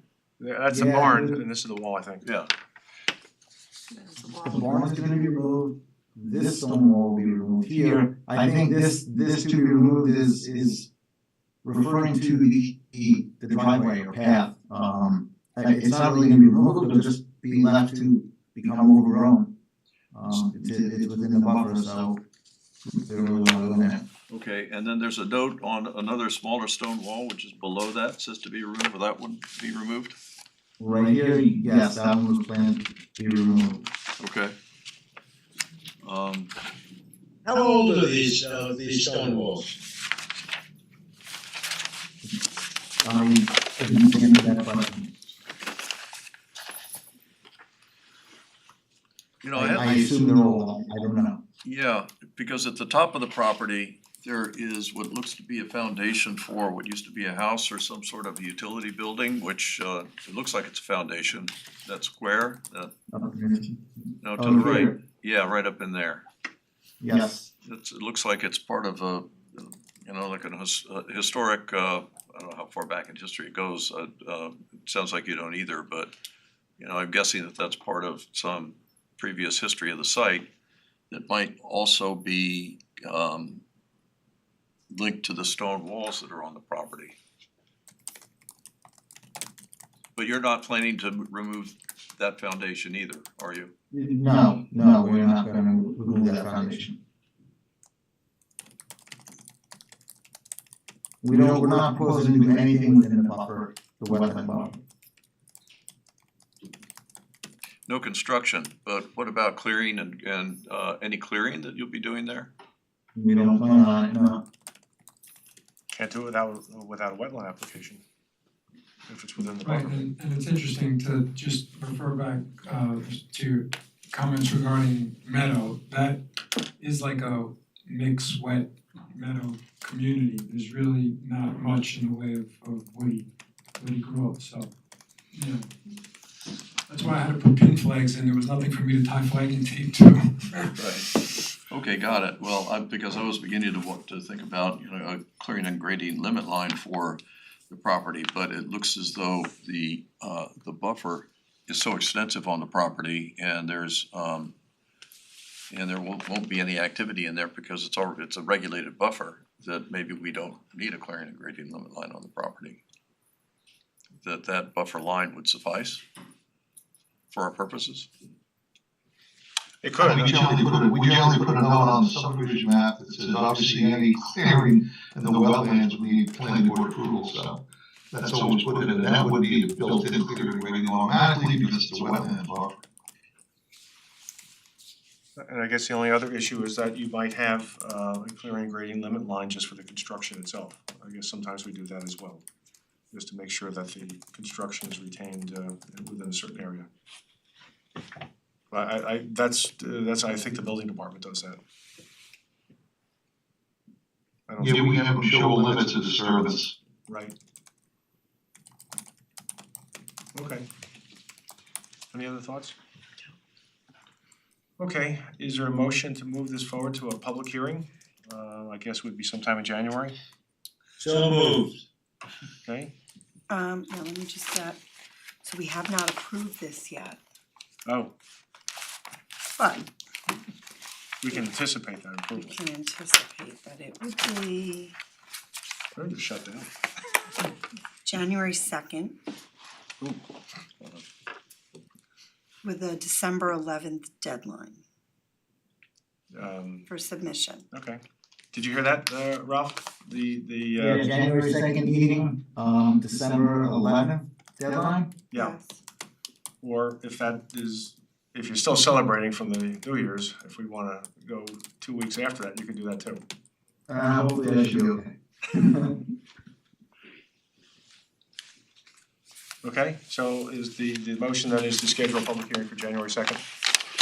Somebody has to make it. Yep. Motion. Second? Second. All in favor? Aye. Aye. Aye. Okay, so we'll see you then. Okay, and then I will stay on then. Right, okay, we have, the next one is Piccolino, 15 Little Pine Road, application for a site development plan approval for relocation of clearing and grading limit line and to construct an in-ground swimming pool. So again, we looked at this a little informally last time, gave you some comments, and here we are. And we couldn't schedule a public hearing because we couldn't vote. Otherwise, this would be a public hearing. So, any questions, comments for Ralph on what we've seen before and talked about last time? Sabrina and Bob, do you wanna just run through a couple, any kind of highlights that you just wanna emphasize, or if not, we're set? Last time I had mentioned that it was a type 2 action in accordance with seeker, that the change in the clearing and grading limit line, I don't believe should require any mitigation, because if you look at the history on the property with the existing stone wall barricade, that barricade has been there since prior to the subdivision, and pre-existed, any type of coverage or subdivision regulations, that when the planning board was initially setting the clearing and grading limit line, it is as if there was no field work conducted, and at the time aerials were not as advanced as they are now. So we couldn't really depict a great placement for that line, but this line should never have been placed where it is, because the majority of that property is in conservation right now. Right. Other than that, I have no objection to setting a public hearing on this. Okay, great, It's completely zoning compliant. great, thank you. Bob, any questions, comments? issues? No, just the biggest item is evidently they put in a terrace, so we add the pool to the terrace, unfortunately, between 2007 and 2021, based on GIS. They have to provide and, prepare a SWIP, proposed stormwater construction in the amount of 3,150 square feet, as per chapter 108. And they have to, submit a stormwater management erosion application to the amount of 250. Those are the biggest comments I have on the, application, Mr. Chairman. Okay, And I have no problem with these going into the, resolution as well, to Sabrina's point. great. Dennis? Okay, all set on that. Comments, board members? If not, is there a motion to schedule this for a public hearing? Same night, Ralph? January 2nd? Yeah, it's easy. Okay. Motion then for January 2nd? Motion. Second? Second. All in favor? Aye. Aye. Okay. Very good, we'll see you then. All right, thank you, you all have a good Thanksgiving. Thank you, same to you. We move now to Jagger Realty, 238 Sawmill River Road. This is an application for a site development plan approval for installation of Tesla electric vehicle charging stations. Hi. Good evening. I'm Henry Misas, design manager of Tesla. We have Dave Rivette, our engineer, on the line. We have Dan Simon, for project acquisition specialist. So this is a proposal for a charging station with 12 stalls at the Smeccarelli Shopping Center. We provided a site plan. We have some comments from the staff. We can go through those, but if you would like, I can give a quick overview of how these stations work. Well, we don't know how they work, but maybe just a quick overview of what you're doing and where you're putting it, how many you're putting in and that sort of thing. Do we wanna pull up the site plans we have? You're looking at it. Dave, maybe you can share screen. That's what we already set up. Alright, so we have. Great, thank you. So let me walk through the project from left to right on this site plan. The power source is on the left hand side where an existing transformer is. It's a Con Ed transformer. We've discussed with Con Ed, they can give us power. We're gonna tap that existing transformer and run underground conduits as shown, as Dave is showing, in the parking lot around an existing storm water facility that's underground. So we're gonna round it into an existing lawn where we're gonna put another Con Ed transformer. And then we're gonna have our switchgear and charging cabinets right next to it in a pad. Then from there, we run more conduits. So these are for the actual charging stations. Through the parking lot as shown into where the charging stalls are. And in that area, there's a curb and there's some trees, and we're avoiding excavation in the where the trees are. And what we're gonna do is we're gonna remove the existing curb and we're gonna set a new curb or pour a new curb and set the charging stations over the new curb so that way we're not touching the trees. That whole thing goes in that row that you can see on the bottom, and then it wraps around into the next 4-ish stalls. We're actually we're installing we're creating an ADA accessible charging stall, and that's why we have all these striped hatched areas on the left. And yeah, so that's 12 charging stalls. I think the main things that I wanna highlight were we made sure not to touch existing trees. We had a conversation. Use that as a pointer if you need. I think I'm good. Okay. I do my pointing, but if it's needed, I'm happy to. So yeah, so we're not removing any trees. I think that's one big thing. We are reducing the number of parking spaces. So that's a big thing, big item of discussion here. What's happening is that the existing parking spaces are 8 foot wide. So that's just too narrow for our use. You know, people backing in and out, getting around the car to plug the car. So we want them to be 9 feet. So that's why all those spaces are becoming 9 feet in our proposal, and that's why we have a reduction in parking. That plus the ADA space that has, accessible, clear space around it. So that's why we're reducing from, well, I guess, we're taking up 15 spaces. So it's a reduction of 3 spaces to get to 12 charging stalls. Besides that, it's pretty, I don't know if there's much more to add. We're not putting lighting, we're just using the existing lighting. We can go through the engineer comments and the planner comments. There are some things to note there, but is there any question? Well, I presume that these will be available 24/7? They will be 24/7. Okay. There's no attendance, people can come in and out, plug their own car. Is there lighting that you're proposing for safety or otherwise in this area? We are not proposing lighting, there is existing lighting in the parking lot, which is on throughout the night. It is, okay, We can okay. Yeah, I mean, the operation, everything has safety checks, people just, again, plug in their car, plug it out. This will work with other electric cars besides Teslas. Today I cannot say all of them, but a significant number. Ford, Mercedes, it's a big list that will be able to use this charging station. So Ford will be able to, Yes, without an adapter. interesting. Don't wanna get too much into it, but they're adopting the Tesla plug, which became a That's what North I heard. American standard, open standard. Okay, Sabrina, you had some comments? Yes, Mr. Chairman, I do, it's a type 2 action in accordance with the State Quality Review Act, so there's no further environmental review required. The applicant's cover memo notes that 15 existing spaces will utilize and converted into 12 charging stations. The total stall schedule on Plan C3 indicates that 13 spaces will be converted, so that needs to be clarified. Information has been provided on sheet Z1.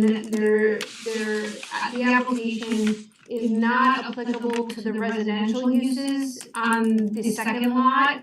The location of the parking spaces are on the commercial side of this property. The residential property was approved with 14 parking spaces where 9 were required. I suggest that table be removed because your project is not affecting those parking spaces. Parking that was approved by the planning board when you originally approved the commercial use on the site, the retail use, was for 86 parking spaces where 85 were required. So at that time, there was one more than was required. Today, this retail site has 85 spaces, and I can't remember why, but I do remember the applicant coming back to you to reduce the number of parking spaces on the site at some point in the most recent history. The existing conditions map that was provided with the application package should be expanded to show the entire parking lot, and stone level should be included on the plan so we can understand clearly how the parking is going to be affected. One of the things that we discussed in the pre-application meeting was that the electric charging spaces would be able to be parked in by non-electric vehicles. I do not know of anybody who would park in an EV charging space if they did not have an EV vehicle. So I think that there should be signage in regards to utilizing these spaces and not leaving any credit for parking spaces. Or the applicant should do a parking demand study to show that spaces are not needed.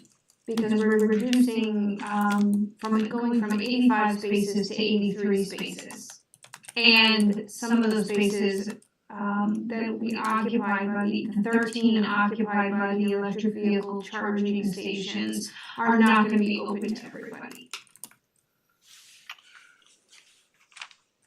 Should That's all my comments. Should we address them one by one, or? Well, what we normally do is you'll do that with the next submission, but if you have any questions or comments in terms of, sure. Sure. So, well, I guess I'll start with the general parking, so we can add a sign that says for every stall, general parking or whatever is recommended by the board or the staff. Okay. In a situation like this, what we've done is a sign that says general parking that has satisfied many boards before. Mhm. We could certainly do that here. Okay. I mean, I think Sabrina's point is a good point, because most people, when you see this charging station, it's like a handicap spot, you don't go there unless you have an E EV. You would like that to be the case, but people still use them. But we're happy to put a sign. You know, as we discussed, we would like to avoid this traffic study just to not extend the project, but we're comfortable with that.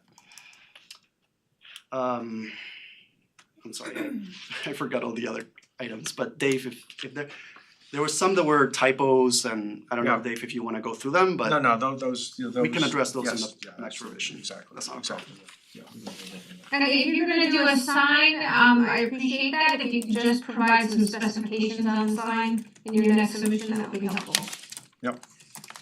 should we propose the sign, or is this something that, you know, Sabrina, you or anybody from the board would like to tell us what you would like to see in the sign? I don't think we've tackled EV signs like this, or multi-use signs yet, so it's a matter of first impression. Does the wording general parking seem I appropriate? think we need to specifically say parking for all vehicles or non-electric vehicles, something that opens it up beyond general parking or EV parking. Okay, well, I guess we'll work on the wording, Yeah, but yeah. yeah, we can accommodate that. Super. Bob, you had some comments?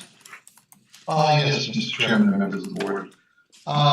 Yes, there were two attachments I had sent with my memo, which are two critical maps, which I think you guys should look at, because there may be some conflicts and interferences with the trenching for the electrical line, with the transformer, the bollards and the footings, because the plans I had sent you shows locations of existing infiltrators, which I highlighted in blue.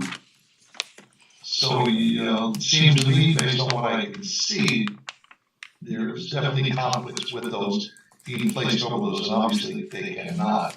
Not only that, to the east of the project, where the retention basin is, you have the bollards, and you really don't show any details on the footings, and that's right over another infiltrator, which I showed in blue.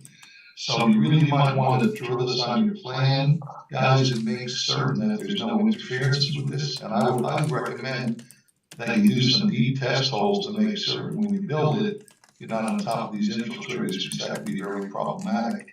And secondly, too, you might want to do some deep tests on the actual locations of the underground manholes and also the on-site wastewater treatment systems, because you might have a problem with that as well. So I would definitely put that on the plan and make certain there's no impacts on that prior to construction.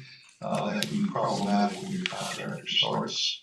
So those are really my comments 1 and 2. Bob, could we talk about this one before we go into the next one, and that way we can Sure, if you have questions on what Bob said, sure. just go one by one. So, yes, we appreciate those plans. We did not have them before. When we looked at them, it was concerning because they show the infiltrators exactly where we're gonna show or put our equipment. However, if you go to the survey that you also provided, that does show the one of the infiltrators further north, which is away from where we plan to put our equipment. And based on what's on the site, you can visibly see the manholes to access the infiltrator. So the survey was accurate, not that site plan, at least as far as, yes, that's the survey. So I think we're good on one end, although I concur that we should do some test pits. We will do that. We wanted to have this meeting at least to get a, an indication of if this plan works or not before we go out and do the test pits. But we will do that.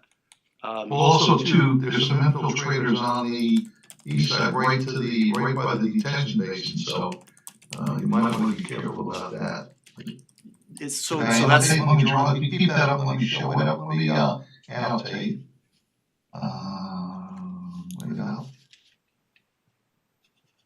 Right here. It's shown on one of the plans, so you might want to see if that's in. Yeah, that Yeah, one, go ahead, Henry.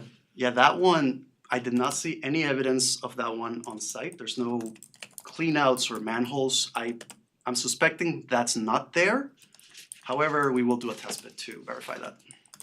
Okay, and those are the two big areas, right here and right here. Yeah, definitely do it, it's worth your while to do that before the contractor gets out there. Agreed. And then you get a big problem, so. Yeah, and just to confirm, or kind of confirm, sorry, I messed that up, but our survey that was done in the field kind of matches what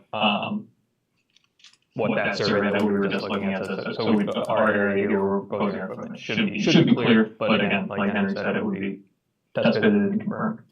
Okay, so those are my two comments, 1 and 2, and then 3 basically, still show the standard details, trench section details, width, height, depth of conduit material, compaction, limits, pavement, restoration. Number 5, basically the charge post and concrete foundations, how deep they're going.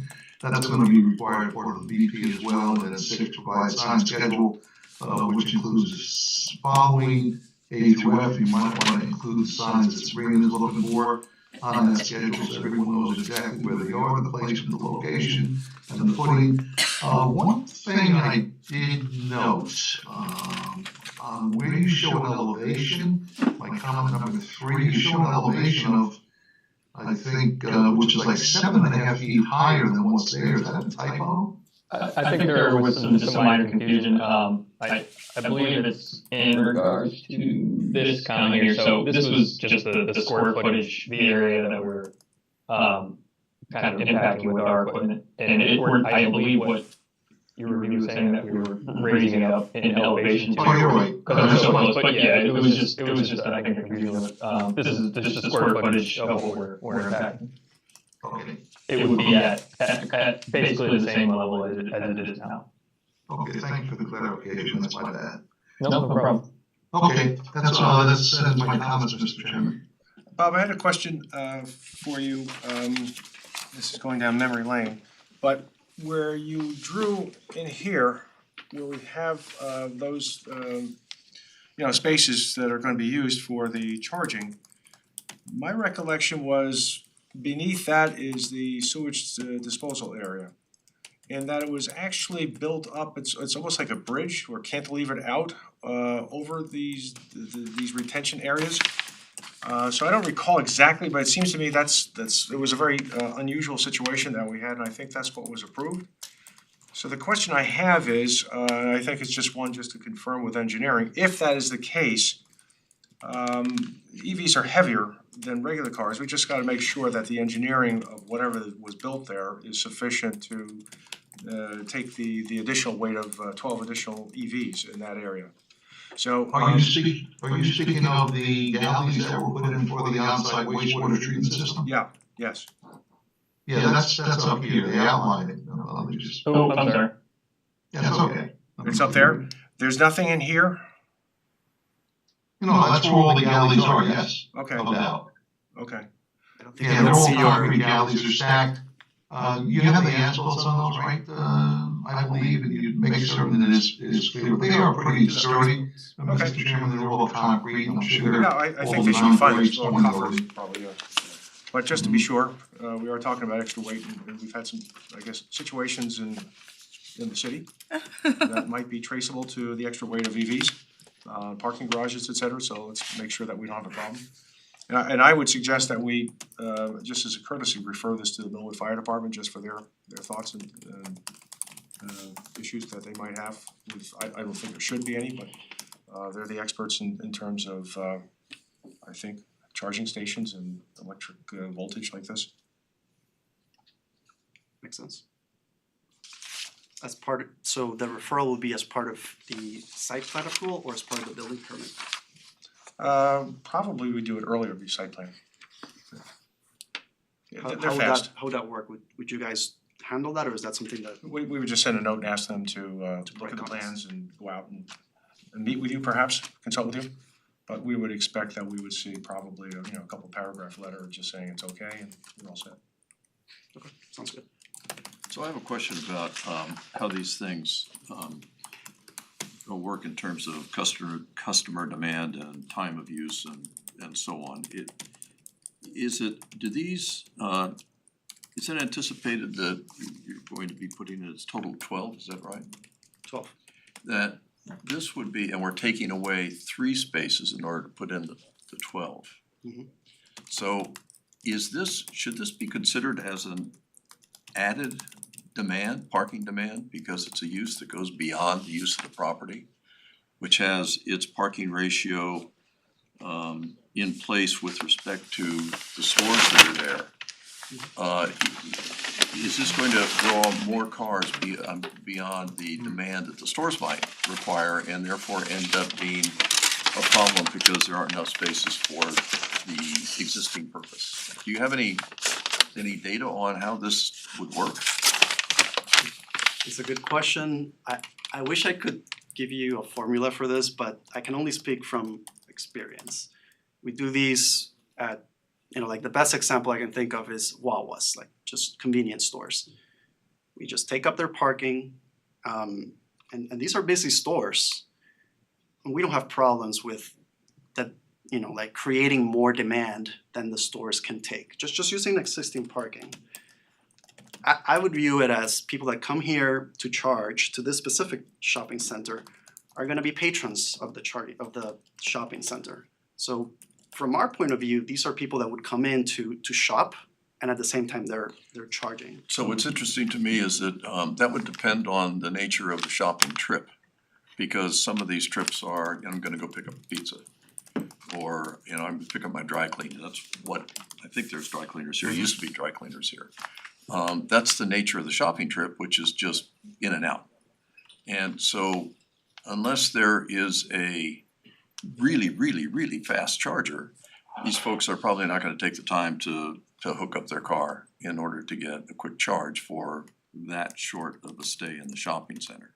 So I guess I'm wondering, when you guys sort of look at where to put these, putting 12 back here in this shopping center, is that going to be pretty much the standard ratio? Are there 12 for essentially 80 spaces, something like that? So is that the ratio in every commercial parking lot that you're looking at? And why here in this particular place at this particular time? So as far as the charging session itself, it does vary. On average, 25 minutes. It's not hours. It could be shorter, it could be longer depending on the car, the state of charge, many other things, but around 25 minutes. As far as the ratio, this also varies. I think this shopping center with 85 spaces is, it has a lot of spaces compared to the 12 that we're proposing, just based on experience, I guess, but we don't have a ratio per se. Can the shopping center support this is really, I think, what you're trying to get to. I think again, based on the fact that people are gonna come in and be patrons of the shopping center, and get out in 20 to 25 minutes on average, I don't think it's gonna be a problem. Well, there are 2 potential 25-minute stays there. One might be to actually have your pizza while you're there, or the restaurant, Spaccarelli's.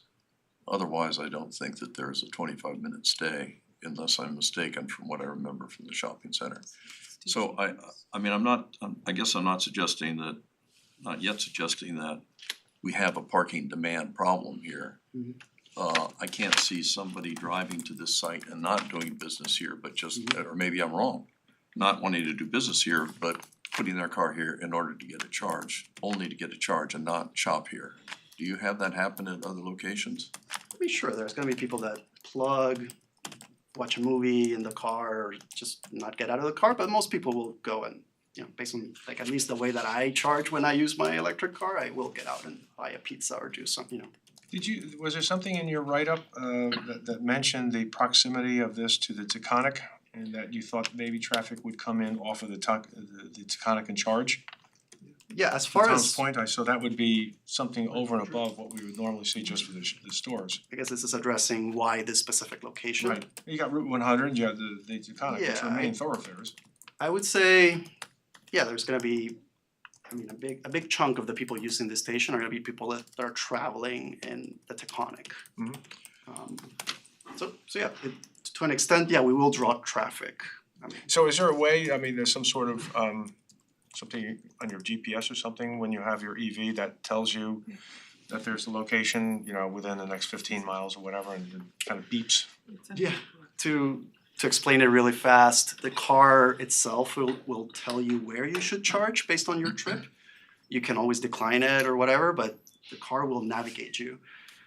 It will not only on how much battery you have left, but also on how busy a station is, which is really key. If the station is full, it'll navigate you to another station that's less full, which helps with the congestion problem. But you have a problem here because you're inviting parking for non-EVs and the system will not know if those spots are taken. That's correct. And I think that I totally support the concept, but I think you're trying to play it both ways here, and it's a little bit perhaps disingenuous, the idea that, I think Tom's questions are spot on, as usual.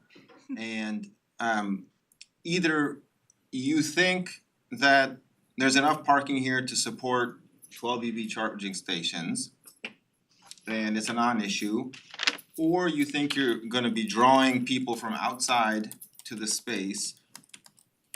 You know, to me, the tell is that I don't understand why you're allowing I mean, the reason you're installing this is to make money, which is totally fine.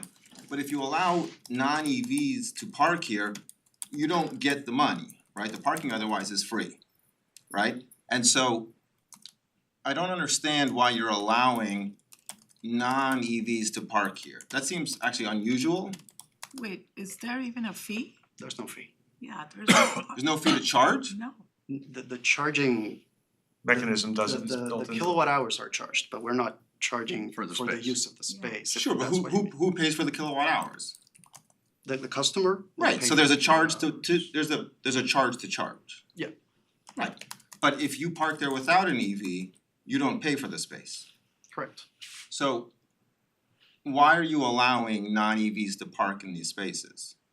I think that was coming from us, Frankly, because we were saying if you don't do that, then you're going to lose those spaces, and now wanna you've allow. materially changed the parking ratios. Sure, which speaks to Tom's questions that there's going to be an issue with parking. And Yes. so the question is there or is there not an issue with parking here? again, from our experience doing Wawas, which I think is just a good example of busy parking lots where we have to allow non-Teslas to park at these spaces, just based on the conditions of our agreements. We do it, it happens where other cars, non-Teslas will park there, but then they leave and then somebody can use the space. So we're okay with this, with allowing other cars to use the spaces. We would prefer to just keep them dedicated for charging, that's for sure, but we're okay with this. Does the software because I don't own an EV, does the software in other, your competitor manufacturers, do they also have the software which directs a driver to a Tesla charging station? Yeah, that's a tough one because Poor right now. sorry? Can he answer the question? It's something that is very brand new where other EVs can use our charging stations, so this is a work in progress.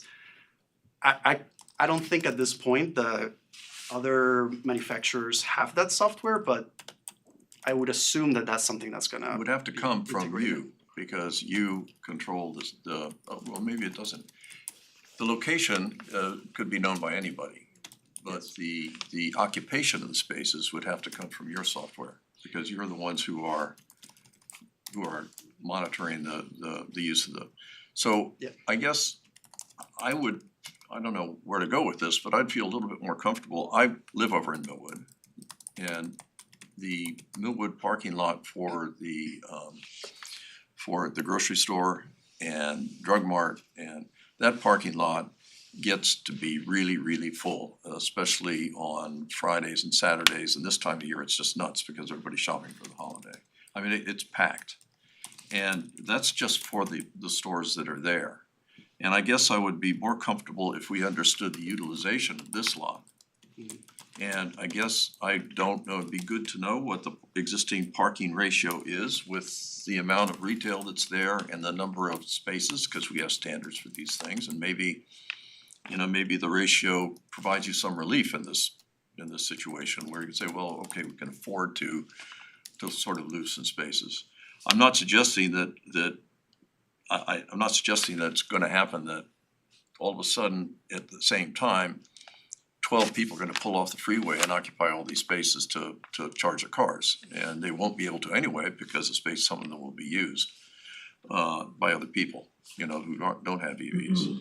But it really would be good to know the relative impact of, you know, a logical use of this, real world use of this facility and the existing parking ratio that we have in order to decide whether this is the right way to do it.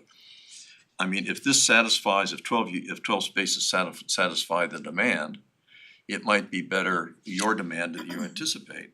It might be better to put 3 in another location and 4 in another location and have what's the net, you know, 5 or 6 here instead of 12 here. To distribute the load rather than concentrate it in this one parking lot where these retailers are trying to do business. So I know it's a big thing to think about and to sort of try and figure out where the sweet spot is. But I think that's a question we ought to try and understand a little bit better with your help. And our help also. Well, to me, it's relatively straightforward, I mean, like I said, conceptually, I support, EV charging stations. I own and drive an EV, not a Tesla, obviously, for obvious reasons, but we're being asked, I mean, the reason this is before us, which is the question I always ask, is because we're being asked to approve a parking reduction. In order to approve a parking reduction, and again, I'm all for reducing parking if it doesn't cause a problem, right? And the only way for us to be able to determine that is to understand the need, the demand for parking. And Tom, your point is such a good one. It's not just a reduction of 3 spaces, because it's not like for like, it's not a 1 for 1. It's a reduction of 3 spaces and the inclusion of 12 spaces that may increase the demand. I don't know, the idea is that it will increase the demand. That's their hope. Yes. Which is totally fine. But that's the question before us, and I mean. Yeah, and I think Sabrina raised this before also. I think what we're, even your response that we'll just put a sign up is really taking the short route on this to, avoid having to, figure out what's really going on with the parking. And maybe we really need to really figure that out, because it might actually, to Tom's point, inure to your benefit, and that is, you know what, those 12 spaces can be dedicated, we have enough space here, and that really, that'll work. And it works better for you, it works better for the development, it might not, I don't know, but maybe we really should look at that and see what happens here. One way to, to maybe address it is actually to phase it. And once you put in the basic infrastructure, not the charging stations, but the basic infrastructure on the property, you have that with the capacity, put it in for the capacity of 12 spaces and then just put in 3 or 4 in the beginning to see incrementally whether that's going to cause a problem over time. I'm probably not happy to hear that. I've done that before. At town of Wallkill. I'm sorry? The town of Wallkill. And how did that go? We applied for 8. That's sort of the lower limit of what we do. Planning board said, we don't think you really need 8, do 4. Within a couple of years, we're back and did the 8. 100% will tell you if we do half, let's say 6, we'll come back and ask you for permission to do 12. Well, I expect you to. But I would do that too if I were you. But I come back and ask for 8, but. What I was saying is, we need the 12. Well, you need the 12, I understand that. But this isn't just about you, it's about the other people the retailers here and the customers and the people who are used to shopping, the people in the community who are used to shopping here and not necessarily going to be happy at having people come off the driveway on their way, off the freeway on their way from I don't know where to I don't know where to take up their parking space to charge their car. And I think that's our issue to deal with. So if you've done a phased sort of improvements before, maybe that's something we ought to consider as a test for this property. Again, I think the the concept of starting with half, let's say, and then coming back, we will come back. Of course. I can 100% tell you that, but I would love to tackle the second part of this, which is the property, how much parking there is right now, and we agreed to use signs because that was offered by Sabrina. If what we really need is a study, we'll do a study. And we've had it where we do the study and then there's excess parking. So we would hope that's the case. But if we just want to understand what's needed to satisfy this concern, or how to address this concern. So it's a study counting the cars at a certain time, a certain period. Is that what we're looking for here? Well, we ought to, I think, I guess so, I mean, that sounds smart to me. I think we ought to ask Sabrina if we have any data on that. What is the current parking ratio? Apparently, we've already reduced it along the way by a number of spaces. I don't know what the actual use of this lot is. We do not have any usage data on that parking lot. Okay. So, yeah, I guess to me, that makes sense to sort of figure this out. As to see how big a window, we may have in order to welcome you in to do this. The other thing I'd suggest to you is that maybe I'm wrong about this, but Tesla, not you in particular, but Tesla is in the business of putting these all over the country. And I'm guessing that somewhere in Tesla, there have to be utilization studies and demographics and all of those things, I'm guessing, to be in a corporate position to actually promote and invest in this kind of a thing. So I wonder if there's some internal information you can get from, maybe not Mr. Musk in person, but somewhere in the organization, what the, what those statistics might be to help us understand what's happening here. I agree with you, Tom. I think there's a couple of things going on. Like you said, these Tesla people are trying to get this put a lot of places, and it's not as clear as it was a year or two ago as to how many EV units will be needed, because people aren't really ready to spend the money to buy that kind of car. Now, on the other side, the rate at which the charging can occur over will diminish, is from what I can read. But over that, so 3 or 4 or 5 years. So some of this sounds like it's premature, but I would suggest that if you want to build the whole thing, use what Tom suggested. What is it going to look like in a few years, and what has it looked like over the last 2 years, and see if you want 12 stalls, but maybe you only want to bring the force half of that the first year. The second year might be more if the charger can speed up without blowing up. And I think it's maybe good to recognize, and maybe I'm wrong about this, but that we're not talking just about Teslas and the number of Tesla's cars that are on the road who would be trying to access or wanting to access this property. If it's probably most people who have EVs will have the capacity through an adapter or whatever device to be able to use your charging stations, and I think that that's the public good. But so we're not talking about just the Teslas driving down the road. We're talking about the new Mustangs driving down. By the way, those are really cool cars. The new Mustangs driving down the road. I'm shopping for it. My wife is shopping for an EV. So I'm familiar with the brands out there, and they're really pretty exciting. And there are going to be a lot of them on the road. And I'm concerned that it's almost like an attractive nuisance, if you know what I mean, that all of a sudden we have more cars than we're maybe predicting today are going to be wanting to access this for their own purpose, not shopping purposes, but charging purposes. So I'm gonna make the argument that this is gonna be a required infrastructure at some point.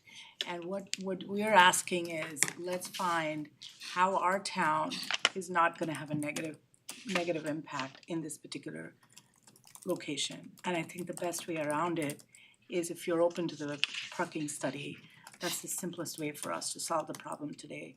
We just get what's the required, what do we have today, how much excess room you have. That, whether you have 4 now or 8 now or 12 now, you at least know what that room looks like.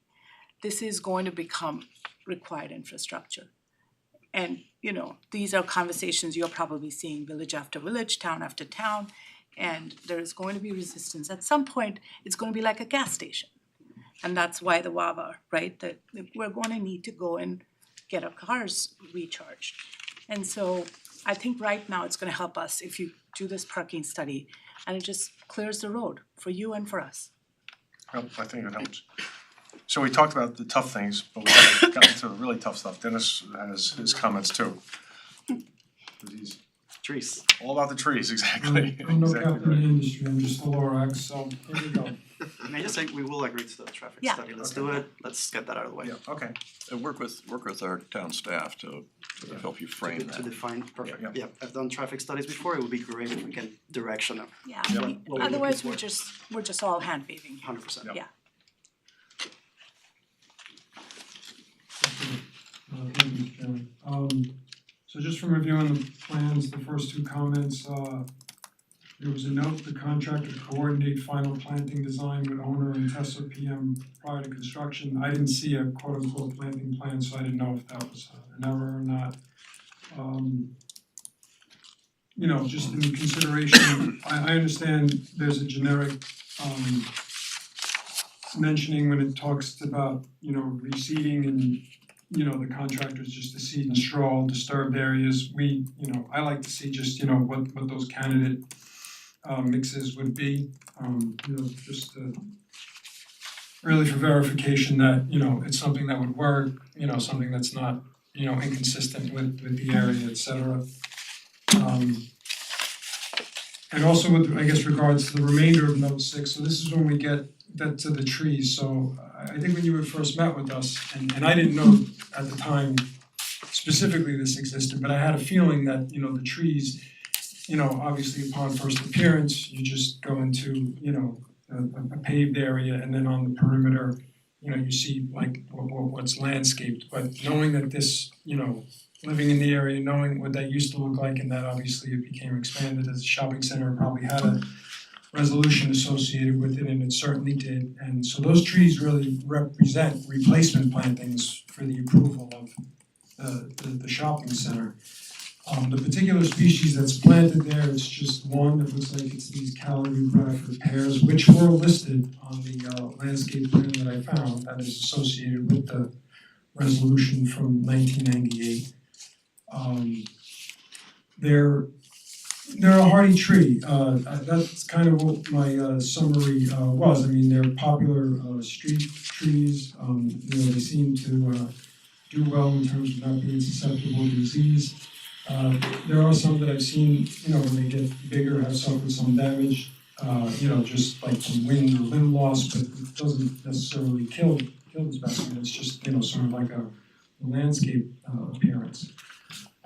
So I kind of wanted to specify that with respect to these particular trees, because I know, going to the subsequent paragraph, that, I think these trees should be, accounted for in some way and monitored, even if they're not gonna be removed, just because obviously there's gonna be work nearby.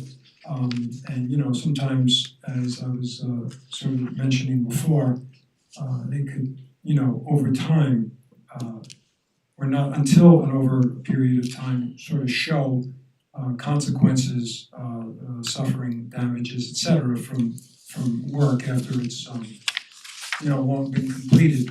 And I know the planning board typically, usually attaches that 5-year minimum. But again, in consideration of this species, I felt like a 2-year minimum would be adequate, sort of as a monitoring of these trees after the completion of the project, just to make sure that none of them have suffered any consequences.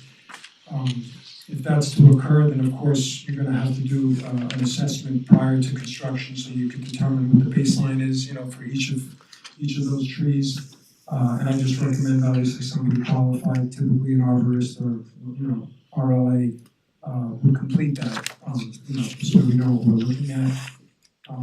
I think where it gets difficult, and hopefully it doesn't come to this, is that, if these trees need to be replaced, they really shouldn't be replaced at a 1-to-1 ratio because they represent replaced trees or mitigated trees for something that probably was older, maybe than, all of us in this room, and bigger. So that's why I was recommending at a minimum that you would, double those replacement ratios almost as a 2-to-1 for any of the trees that, suffered, and that would be based on, the existing diameters of those trees that would come out, obviously, through that baseline health assessment. So if that occurs, then I would also recommend that obviously we need to do maintenance bonding for the cost of replacing the doubling of those trees, if indeed they decline or die. And that basically is the context of my comments. Okay, great. So basically a 2-to-1, almost like a backup planting plan. In the event there's impacts to the existing replacement trees. Right, because the concept of mitigation is you really should do it once and walk away. Right. You don't pick at the surgical wound, otherwise it never heals, so, yes. Okay, good, okay. All right. That's it? That's it. Thank you so much. That's it. So again, get together with staff and work on those plans and the deep hole test and all the things that you've heard tonight, and then when you're ready, contact us and we'll get you back on the agenda and go from there. Sounds good. We'll come back when we're ready. Okay, very good. Thanks so much. Thank you. Thank you, everybody. Okay, our next item is a request for an extension of approval. This is the Westchester Pavers, 60 Millwood Road LLC, 60 Millwood Road, New York Route 120, 133. Application for a site development plan amendment for a change of use, tree removal permit, stormwater pollution prevention plan approval. We last heard back in February of 2019. So we have a request for an extension from the applicant. Good evening, Chairman, members of the board. I'm Brian with Westchester Pavers. And I come today to ask for an extension to complete the said site plan that we came here once before. Right. We've had some delays along the way. There's been some activity between some neighbors and the current owner of the building that has delayed some transactional commitments, as well as I had a little bumps in the road with COVID and construction. We have recently came back to town. We met with Bob Cioli. He gave me some guidelines of what he was okay with us doing and not coming here to talk about our plan to finish. And as of today, most of what we have to do is just changing our septic in the back, removing some of the pavement for the land banking agreement that we had, and finishing our planting plan. And that should be all of it, and light poles. Good. Any problems with staff, Bob, Sabrina, on the extension request? Okay. I'm good. Good, So am I. great, thank you. Any questions from board members? What's the, excuse me, what's the time that's being requested? 6 months. Is that sufficient? Yes, Well, that's great, okay. as long as the health department doesn't create a massive delay, but other than that, it should be Wow. good. That's a big if. Okay, so is there a motion to grant the extension sought by the applicant? Motion. Second? All in favor? Aye. Okay, As a Millwood resident, I can't wait for that property to be Me too. active again. Me So, too, yeah. best of luck. Soon enough, thank you very much. thank you. Happy holidays, everyone. Thank you. Okay, we have another request for an extension. This is the Chappaqua Central School District. This is an application for a preliminary subdivision plat, steep slope permit, tree removal permit, stormwater pollution prevention plan approval, Button Hook Road and Sabina. Good evening, Mr. Chairman and members of the planning board, Kristen Motel from Kennedy and Vader for the school district. We had submitted a request for an extension of time. The request is until February. The litigation is still pending. The case is in discovery right now. So, we had requested February. If 6 months seems more appropriate to accommodate the litigation, we would be okay with that to submit the final plot application. I think it makes sense. I Makes- think February's pretty tight, given the way the courts are going these days. Especially with the holidays, Yes. you know, February will be here before you blink. They'll be back in Yeah, it's like a race between the courts and the county board of health. I mean, you know, I don't know who's slower these days, but that makes sense to me. You know, with the 6-month extension. So, okay? Yeah. Yeah. Okay, is there a motion to grant a 6-month extension to the applicant? So moved. Second? Second. All in favor? Aye. Aye. Aye. Great. Thank you very much. Have a happy Thanksgiving. Thank you, you too. Thank you. Okay, we come to minutes. We have the minutes of September 27. Tom, Dick and I were here for this. I don't know if there's anyone else who's watched or whatever. I had a couple of minor things, I'll just give them to you rather than try to expand on that tomorrow. Anything substantive? Not for me. Dick, anything substantive? Okay, nothing? Okay. Is there a motion to adopt the minutes of September 27 with the minor changes? Motion. Second? Second. All in favor? Aye. Aye. Aye. So we have the minutes of October 17.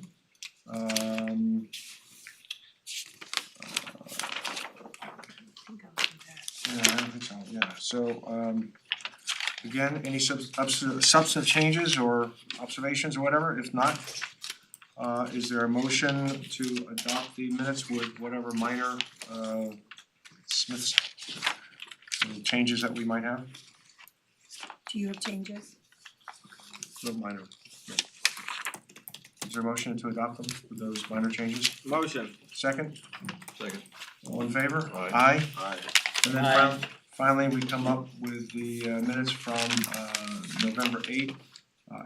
Can we even do minutes for a meeting that we really didn't have? I just You're I just compulsive, typed you just had to do it. Well, I typed these, I can keep them in our minute books, but I put on the top minutes of an informal meeting Yep. with a note that we don't have a quorum. Yep. So I don't know if they're formal minutes. Technically I mean, they should probably be put into the record because the applicants did speak. Yep. And the board technically can vote on the minutes notwithstanding the fact that they weren't here. I love it. Okay. So Virtual minutes on a virtual meeting. All of a sudden feel empowered Yeah, exactly. for once. That's the way it should be, where we just disappear after a meeting. Okay, is there a motion to adopt whatever it was that John said we're adopting? Motion. Second. All his enthusiasm. All Does in anybody have favor? changes on this one? How can I have changes? Wait, I wasn't here. All in favor? Aye. And finally, we come to our, the party planning situation here, the 2024 planning board schedule. I hope everyone saw it beforehand, we sent it out a couple weeks ago. So is there a motion to adopt the proposed schedule of meetings for next year? Motion. Second? Second. All in favor? Aye. Aye. All right, I think we're set. Is there a motion to close the meeting? Second? Second. All in favor? Aye. Aye. Aye. Aye. Aye. We're all set. Thank you. Good night, Dick.